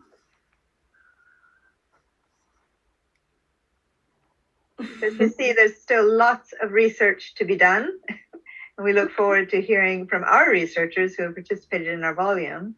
But thank you very much for listening. And if you're interested in any references, you can contact the authors. We do have a discount code here. If you are interested in purchasing the book, you can get a 40% discount if you use this code PTT40. Thank you very much. And thank you so much to all of our authors for their fantastic presentations. And to you, Angel, and your team for inviting us and allowing us to present this new volume, of which we are very proud. It's not the end yet, okay? We have more exciting questions coming in. And in your last slide, I think you have outlined the research topics for 100 PhD thesis. And on the last topic, assessment and translanguaging, I have an announcement to make. In the next month, May 29, May 29 to May 27 to May 28. My colleagues in Canada, in Saskia and Sunny Lau and Saskia Vegan, we will have a symposium on translanguaging approaches to assessment. We will send along the link. It's free. Registration is free. Okay. So, and we have keynote speakers and also a round table. So we will send along the links to all of us. Now, let's open the floor to questions from the host and also from the YouTube. I know Amy, one of our student hosts from Hong Kong, you already have some questions for all of us. Okay. Amy, over to you. Okay. Can you hear me? Yes. Yeah, okay. Thanks a lot for the wonderful presentation and also the wonderful book. I'm also working on translanguaging research in EMI or CLIL settings. So I have two questions to both the editors and authors. So the first one is that as far as content learning is in EMI is concerned, can you give a summary or specific delineation of what your research review beyond the existing finding, which was already kind of reported in like studies, like roles of L1 in these settings, like the use of L1 will help explain content or negotiate meaning, right?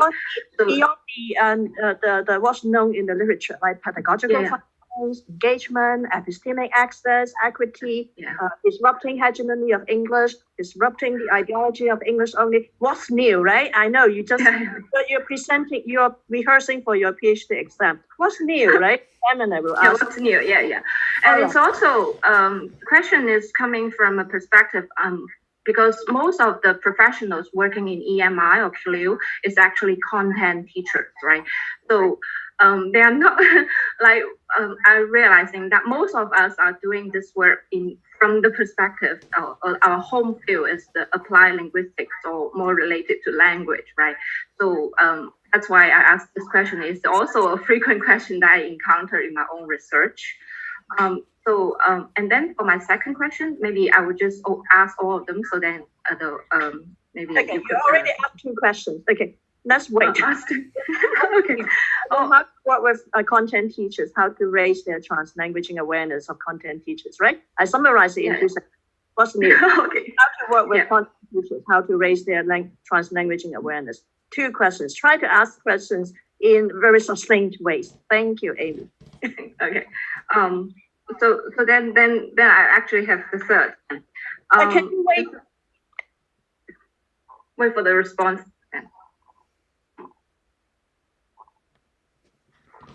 So the question is how to raise awareness in content teachers work with translanguaging. Okay. And it's also what's new beyond the existing research regarding content learning. Like we already talked a lot about like it helps to explain concepts or negotiate meaning. Pedagogical functions. Okay. I think maybe Eowyn and Alex and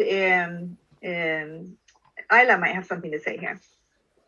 I think that in terms of, from what we learned, what was new was that just because teachers can use a language fluently and academically doesn't mean they think they should. And that, they're even when teachers are kind of fully engaged and really believe in what they're doing, it's very, very hard to overcome deeply ingrained belief systems about what language should be used in education. And there's just this kind of constant inner turmoil of, well, when we were growing up, if we did this, we were told it was bad. And now you're telling us we should do it. And we believe we should do it. But at the same time, we still kind of actually believe English is better. And so that it's not as straightforward as just saying, you happen to be a fluent speaker of X language, why don't you teach in it? But there's a lot more to kind of grapple with from the perspective of helping teachers really embrace and develop their practice in a language that they have not been educated in themselves. This is really important. That is teacher feelings, teacher emotions, and teacher guilt. Guilt is a kind of emotion. and we really need to attend to teachers' emotions. Yeah. I think, Fiona, you also said something about this, about teachers feeling bad or feeling guilty. Well, I mean, this actually related to both teachers and students, because on one hand, you know, in one questionnaire prior to this study, you know, we asked students, you know, do you think that you should be speaking in English? And they said yes. And then we said, well, do you? No. So they were just going, they were going against their own, you know, what they felt to be right. And then, you know, when you delved into it, I think even just sort of by stopping and reflecting for a moment, they actually realized, well, no, actually, maybe it isn't such a bad thing. But I think generally, yes, we do have this, the lecturers, you know, I mean, it happened just a couple of days ago, a colleague who's just started doing an EMI course and kind of said, well, actually, you know, I did speak in Italian a bit. And I just said, yeah, good. So yes, that's something that, you know, that it needs to be incorporated into their training. Yeah, I think Robin Tyler has a comment here. Thank you. Dealing with language ideologies is so important. I think one of the sources of guilty feelings is this deep-rooted language ideology that constitutes part of the teacher's subjectivity. And raising critical awareness about teacher subjectivity is also very important in our research. Yeah. Yes, Margie. I think too, what one can do is, as far as educating teachers, and this is what we intend to do, is to give them examples of translanguaging from videos and so on, as to how it can work and also the effect on children. So if they try out strategies and they find that the kids are engaged and that they are learning more and understanding more, and also to try and break the link between this perceived obligation to, okay, you need to acquire English, but you don't necessarily have to learn through the medium of English all the time in order to acquire English. And I think that one example I gave of Makalela's research, where they found that translanguaging improved the reading comprehension across languages. So the English improved as much of, in fact, more than the Sepedi in that particular instance. So I think using research to demonstrate the positive effects of translanguaging will help to convince teachers and also free them up to see this as a legitimate rather than an illicit activity. But also, sorry, if I may say, that one needs to then look at ways of structuring translanguaging in a planned and a way to maximize opportunities to learn. Right. So it's not simply random and as a last resort kind of panicky strategy, because you see you've lost the kids' attention and understanding. Yeah, to see translanguaging pedagogy as systematic and well-planned. It's not just your survival strategies. Yeah, and I think you're addressing teacher cognition. I think teacher emotion also very important. So you might have tons of evidence that teachers still feel bad or guilty due to how their subjectivity has been constituted by colonial ideologies. Yeah, so both teacher cognition, teacher emotions need to be attended to in future research and teacher education work. And I could see that it's also not just cognition and also emotion, but also policymakers. Because they constantly make teachers feel bad. Okay. I think Ayla and Marta both had things to say as well. Yes, thank you very much. Building on what Margie was saying and what you were saying in terms of policy, certainly we say that all teachers are language teachers. You know, often policy will say that no matter their discipline.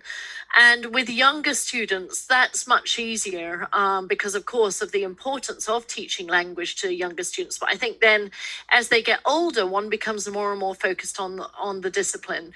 And so Margie was mentioning the importance of planning. So, you know, structured plans whereby you're planning for your concepts and your content, but you're equally planning for the language integration through that as well is really important.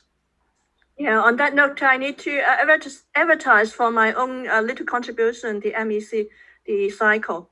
I have the multimodalities and textualization cycle as a practical lesson planning framework that teachers can use to actively plan TL pedagogy using a framework. Yeah.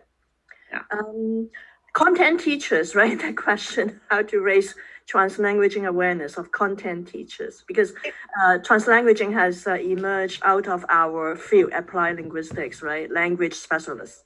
Yeah, I think Martha had something to add there. Yeah, I would like to build on that, on what has just been said. And I think when it comes to content teachers, I think they need, yes, that's right, awareness of translanguaging, of the potential of translanguaging. But I think in the case of content teachers, they may also need some awareness of language acquisition processes and in general, because if I think about content teachers in higher education, they are fully competent in their own subject, in their own discipline. They may, if they switch to English medium instruction, they may not be that aware of the challenges and also all the aspects and factors involved in language learning and language acquisition. So this is one other issue that could be raised awareness of. I have a question here from Jason Ho.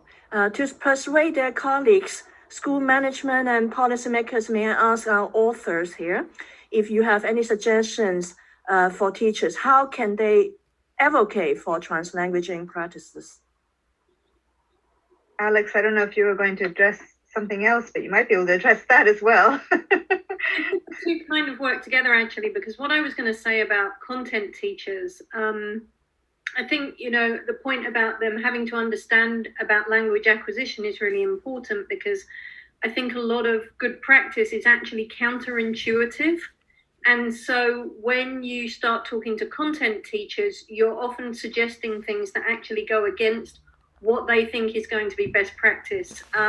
If you're not a language specialist, the idea that introducing a second language could make students stronger in both languages doesn't feel intuitive often. And so that I think can really help. And I think can help policymakers as well.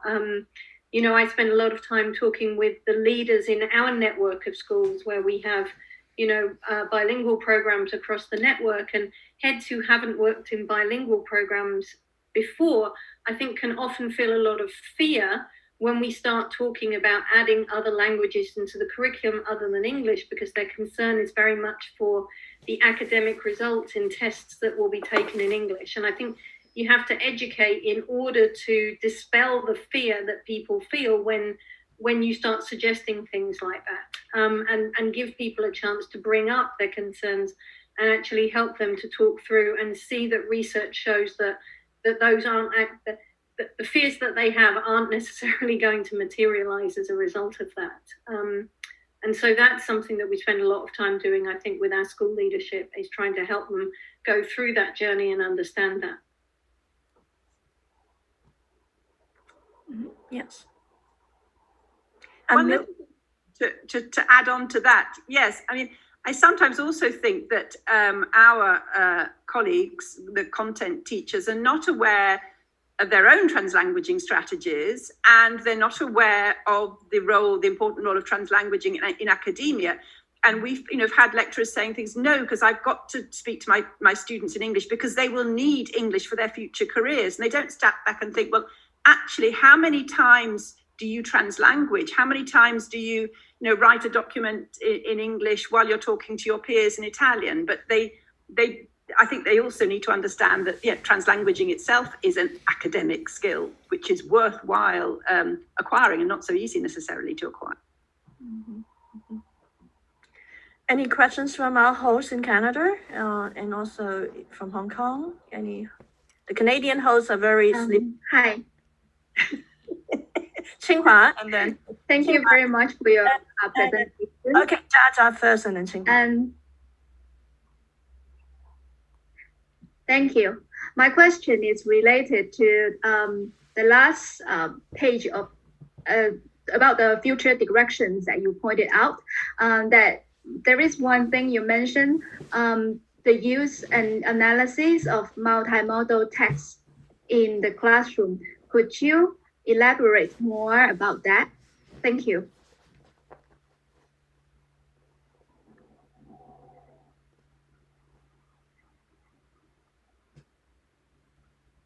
Does anyone have experience using multimodal text now? I think this is a future area of research because it wasn't something that we didn't receive any studies about multimodal text. And so this is something that we have not seen as much in the previous research before. So it feels like it's an area that needs to be explored more. That means, Jaja, your PhD thesis will be Yes. very important. It also means our TLTS research group is very important. TS means transsemioticing. It has to do with using multimodality. Qinghua, you have a question from Canada. Oh yes.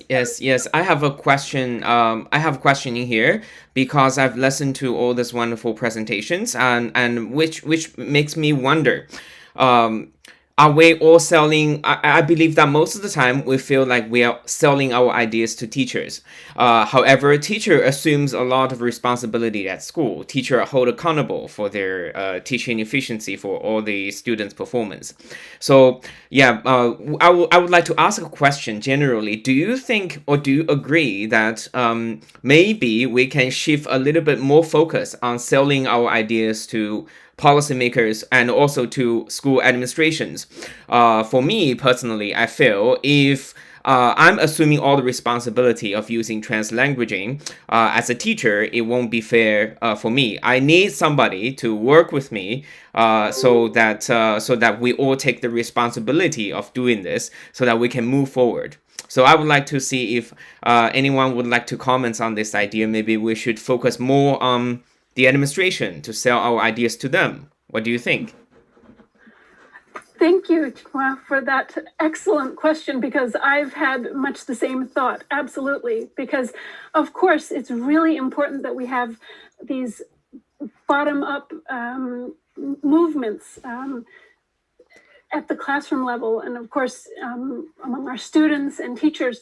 But they wouldn't stand that well, perhaps alone, without the support from the policymakers. And this is where we need, I feel that we need to spread these ideas more. We have school leaders like Alex who has caught on to the benefits. And I think that this is where we as researchers can really reach out and pass on a lot of our findings to school heads and school leaders at many different levels. I mean, it can be at the individual school level, but then also organizational level, and then at various policymaking levels. And to the parents at large. Yes. Because absolutely. The policymaker can say, oh, the parents will criticize us if we allow translanguaging, especially in a lot of East Asian contexts. The parents have a very strong say. And there I think you need to work. Sorry, Angel, I was just going to add to what you said. I think there you need to work with, if you're working with the parents or society at large, that you're working a lot with language ideologies and what is considered a legitimate language for learning, because often English is seen as the legitimate language for learning, whereas maybe the local language is not. It's seen as legitimate for other purposes, but not for learning. Yep. And we have to take a more macro neoliberalist critique, because a lot of language teaching institutes advertise by virtue of having monolingual native English speakers, and that's their advertisement to attract parents. And then the ideology works it for them, so they have vested interest in the ideology. Okay. Absolutely, we see that here in Sweden as well. Martha?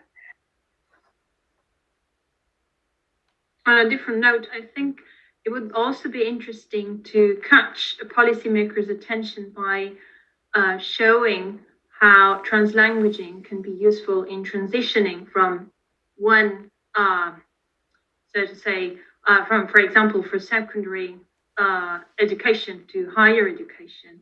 That would be an area that is not explored into depth yet. And so that would be something interesting that policymakers could find, wow, illuminating. Because they may think, oh, there is sustainability in all this translanguaging patterns that we find.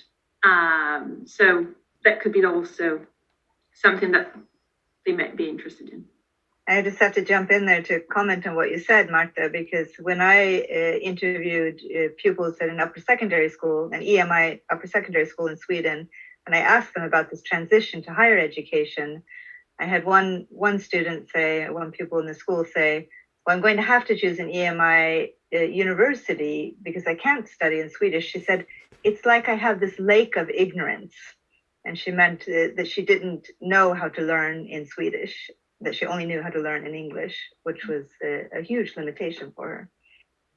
And interestingly, similarly, I found this in my study at the compulsory school level, that more than one student mentioned that they were actually considering changing from this EMI program back to the regular Swedish medium school because they were concerned about their upper secondary school studies, that EMI programs are not quite as common, and so it's very competitive to get into them, and so they were concerned that they would most likely be studying in Swedish later, and they didn't think that they would be prepared. Alex, you have something to say? Alex? I was just going to comment on the point that was made about parents. I think, again, we have that similar challenge where parents don't necessarily initially buy into the idea of a bilingual program. But I think two things that I've noticed are, first of all, you know, many parents are putting their children into English medium education at considerable financial sacrifice to themselves. And they're doing that because they see it as an investment in their child's future. And I can understand why, when doing that, they're risk averse, let's say. They're paying for an outcome that they believe is going to lead to a better future for their child. And so that risk averseness, you know, there is we want tried and tested things that we know are going to work. I think part of the problem is that often it gets presented to parents as a zero-sum game, that they're choosing between languages. And I think there's not enough discussion just in English medium education and the international school sector that I'm familiar with in general, that you can have both, that you don't have to sacrifice one language for the expense of the others. You're not looking at a binary choice here. And I think that can really help with parents to get them to understand that they don't have to make that choice, that a good program can give them both. And I think Eowyn's been really powerful in helping us to show our parents that actually is the best option and the safest option for their children moving forward. But I think it's 1,000 small conversations. It's not just one. There is a question from the YouTube channel from Emily. They want to give more comments on translanguaging assessment, as the last chapter in your book is about this. So any further comments on or further field research, assessment and translanguaging?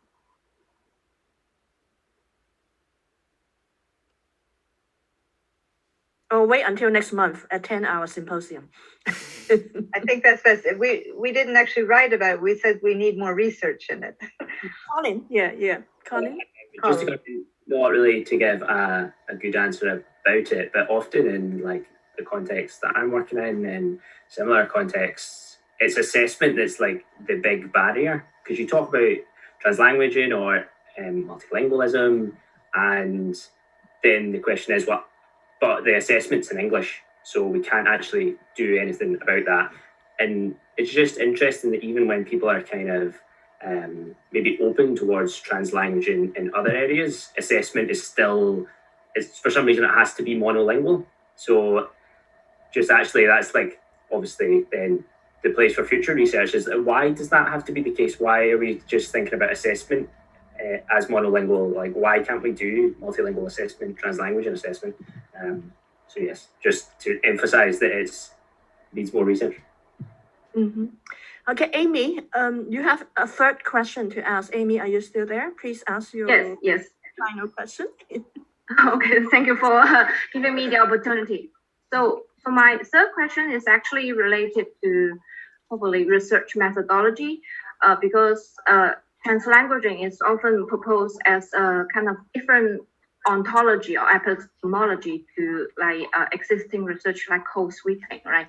So, but in terms of empirical research, I wonder whether all of you can share some of your experience, like when you look at classroom examples, because sometimes you will see that it's quite similar, that people are using, either the teachers or the students are using different languages or different communicative resources. But like in doing research, like what kind of new insights that you find a translanguaging perspective offer that beyond the existing literature on code switching and or the roles of L1, or even any suggestions for future research in this direction? This is also the question I have in my mind when I'm doing research, and I think it's also very critical because breaking away from this old paradigm of looking languages as separate, and but then in terms of research methodology and also illustrating to teachers how language or these diverse communicative resources are actually used fluidly and dynamically. That's my final question. Thank you very much. Can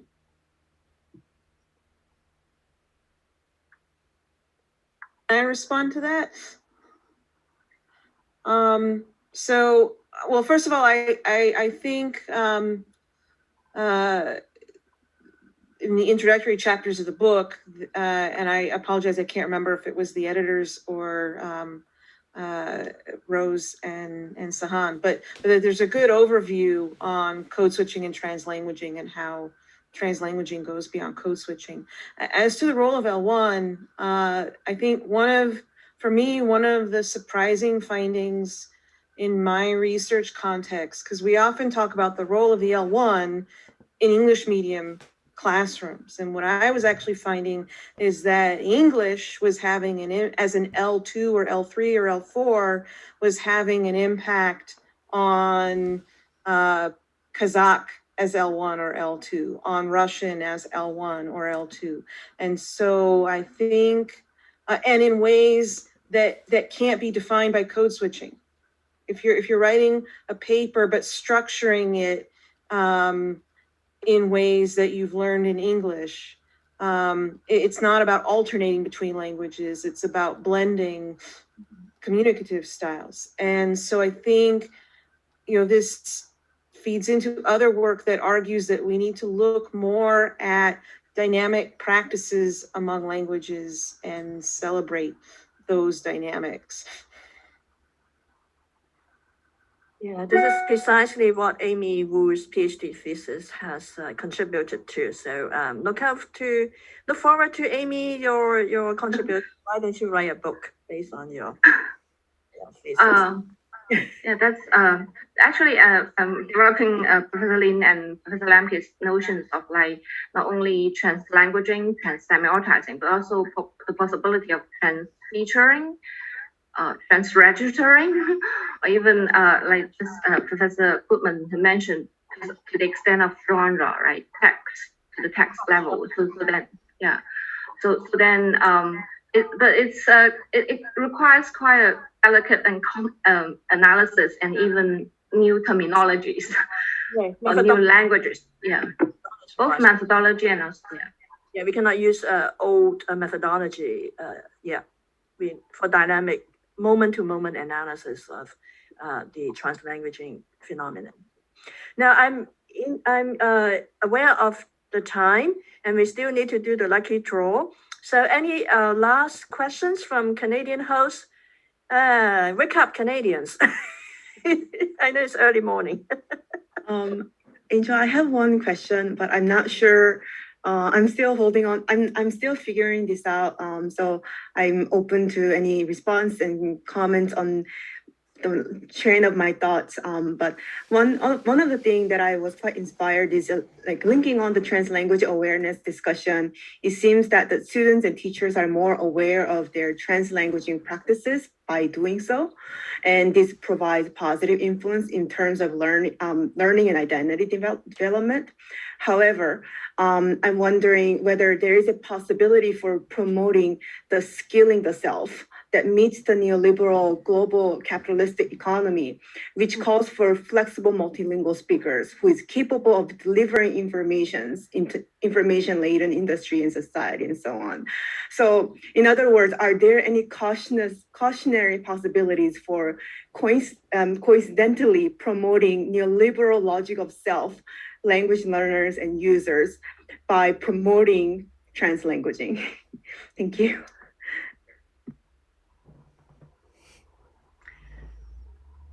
Let me try to answer it first while you are thinking. I think the neoliberalists also like to eat udons and Japanese sushi, and then I still love. I won't avoid eating udons and Japanese sushis because just the neoliberalists like it. I think the neoliberalists have a lot of good things to them. It's not about individual. It's about structures. It's about the policy of competitive individualism. So flexible bilingualism is nothing wrong with flexible bilingualism, and Angela Kreis and Adrian Blackledge. So not everything touched by neoliberalists we should avoid. Okay? That's my short answer to your very, very good question, Bungi. So now you have got the time to think. I just chip in with a filler.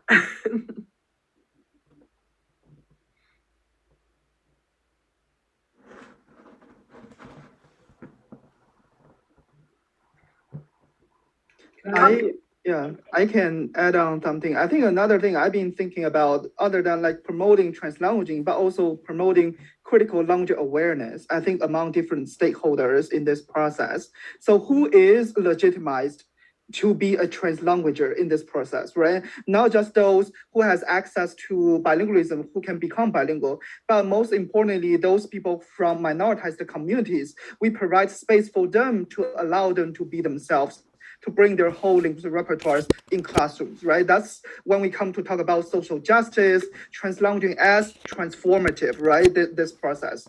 So that's my 2 cents.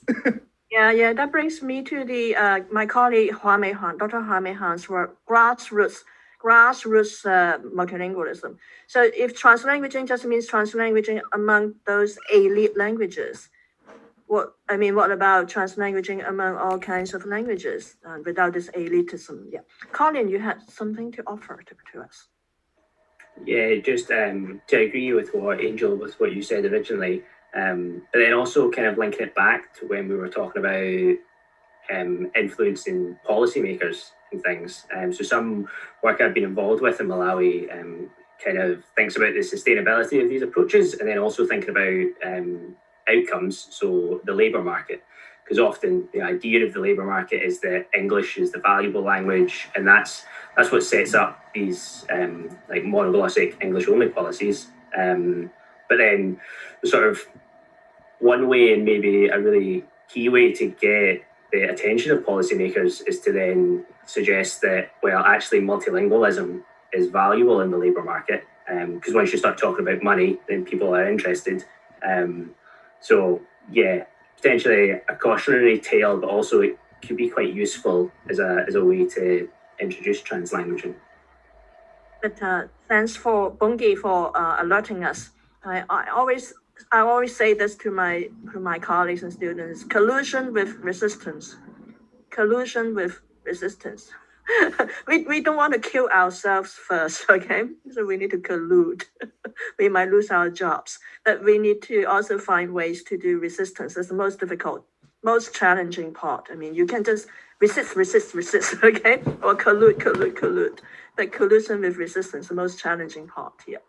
I'm aware of the time and we need to do the lucky draw, okay? We have 21 people watching us right now. So I hand over to Zhongfeng and you guys to do the lucky draw. Okay, as for the lucky draw, I say in the form we have 18 numbers. So here I'm gonna do the lucky draw in here. So I generate 3 random number from 1 to 18. And then I will be generating the number now. So we'll just get the numbers. Okay, so the lucky numbers you can see is 7, 3, and 8. So number 7, 3, and 8 will be given. Okay. Names, do you know the names? No. Yeah. Yes. Number 7. Okay, sorry, that's 7, 3, and 8. 7, 3, and 8. So yeah, I have this form saved already, so we can contact the winners later on. Okay. So I want to thank her. I mean, everybody say something before we say goodbye. I mean, there's such a rare chance we can have so many brilliant scholars, researchers, teachers, educators in the same room together and across 3 or 4 continents. So starting from Beth, and I mean, just raise your hand and say something. I could just say thank you again to all of our authors, not only for being here today and presenting your chapters, but also being part of this process, which obviously takes several years to write an anthology like this. But being willing to share your fantastic research, and like Bridget was saying, I mean, we see similarities across these contexts, which I think is fascinating when we think how different the contexts are, but also how many similarities we see. And also this passion that this group of researchers and authors have for questions of translanguaging and EMI. And I think this is something that's really, really needed today.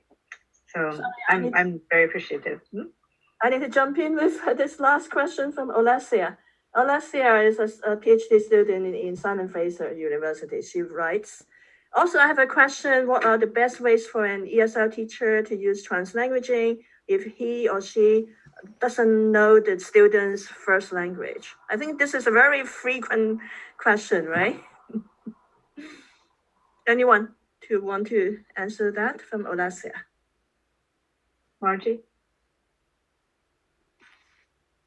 I think ways that in South Africa that it can work is that, you could group, if you've got more than one learner of a particular language, you could group learners in the class and use them as resources to translate or to explain or to make their linguistic resources available to the broader class. And so that would be a way for teachers who perhaps aren't fully proficient in all the languages that are represented in the classroom to tap into those, but shift the authority and the knowledge to the learners and allow them to contribute and to share amongst one another. And as I was mentioning, that little grade 1 learner who assumed the role of translanguaging expert in the classroom to help her fellow learners who were not following, and she would pop up and explain to them, translate for them, and so on. So I think that would be one way of looking at it. Yeah, I think Ophelia Garcia talks about the translanguaging stance.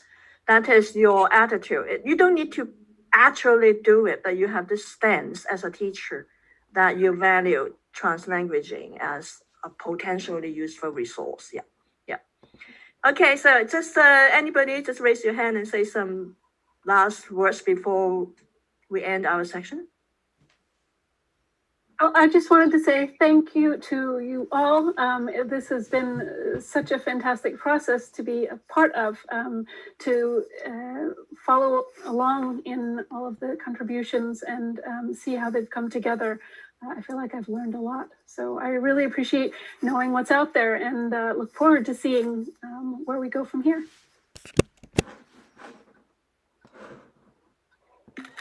Yes, Margie? Could I just say thank you very much to the editors? I mean, you've been amazingly patient and perceptive and encouraging, and got the book out. I mean, that's a huge achievement. So thank you very much for all of that, and for making us part of this process too. We've all learned immensely from it. And today's launch has been wonderful. I mean, just to see people that we've known through the years face to face again, we should do this more often. But thank you very much to them, to all the editors. It's been tremendous. Congratulations. Yeah. Any last words from our host? Eric, yeah. I just want to say thank you for everybody for being part of this journey, and also thank you to the TLTS research group team for bringing us together. It's really nice to see everybody's faces. This is kind of our virtual gathering celebration together. So I really enjoy this time being with all of you together.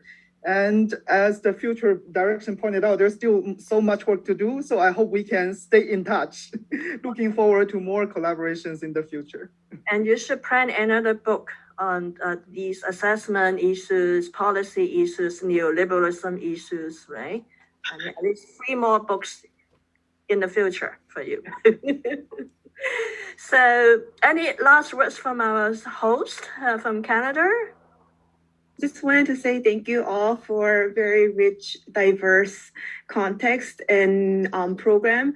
It's beyond just classroom K-12, but ranges across different communities, school context, and different kinds of methodology. It provides a very rich arrays of how this area of translanguaging can move forward. So I learned a lot in this process. Thank you so much.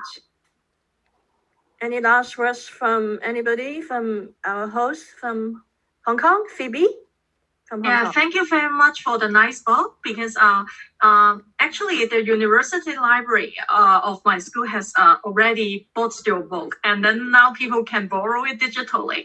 And I feel that actually the most valuable things on top of those research context study findings and is also the socio-cultural encounters, because all of you are from different regions and you have your own cultural perspectives, and then it's very contributive to EMI and also translanguaging, because we can never remove all the interaction or social encounters out of the context without paying attention to the awareness issues and also the respect issues, and feel socially equitably accepting people into their community. And thank you for all the nice contribution. We can see the emergence of these communities of practice. Yeah, we can see all of different parts of the world. Yeah. Right. So Amy, yes. Amy from Hong Kong? Yes. I would also like to say good. no, first of all, many thanks. I feel that because actually it's right after OAL and AERA, and now like in this opportunity we have 3 more panels and it's a very precious opportunity to have both senior researchers and young researchers like us to interact. And also in addition to those wonderful insights, I also feel a great passion and also a solidarity and also the responsibility, social responsibilities as both researchers and educators, and to work together on this endeavor. So that's thank you very much from the bottom of my heart, and also for all of you. And I hope we will have more opportunity to interact and even collaborate and take the work forward. Thanks a lot. Yeah, the journey has just started, okay? The journey is winding and long, okay? All these future endeavors, challenges. Thank you so much. There's a Chinese saying, 天下無不散之筵席. That means every banquet has an ending. And I want to thank you for treating us to this sumptuous intellectual banquet, okay? This is really wonderful banquet intellectually in terms of our work. So I want to thank once more all of the presenters today and organizers and the editors and the student hosts from both Hong Kong and Canada. So thank you so much. Thank you. And also our YouTube audiences who have stayed with us all through. And also Tsinghua for doing the technical work for us, maintaining this room, this virtual room, this holodeck from Star Trek. Thanks again. And this is just the beginning. We will get you back again to give us another banquet, okay? You are not off the hook yet. Another banquet, okay? We will be expecting from you. Thank you. Bye-bye for now. Have a good day or good evening. Bye-bye. Thank you. Bye-bye.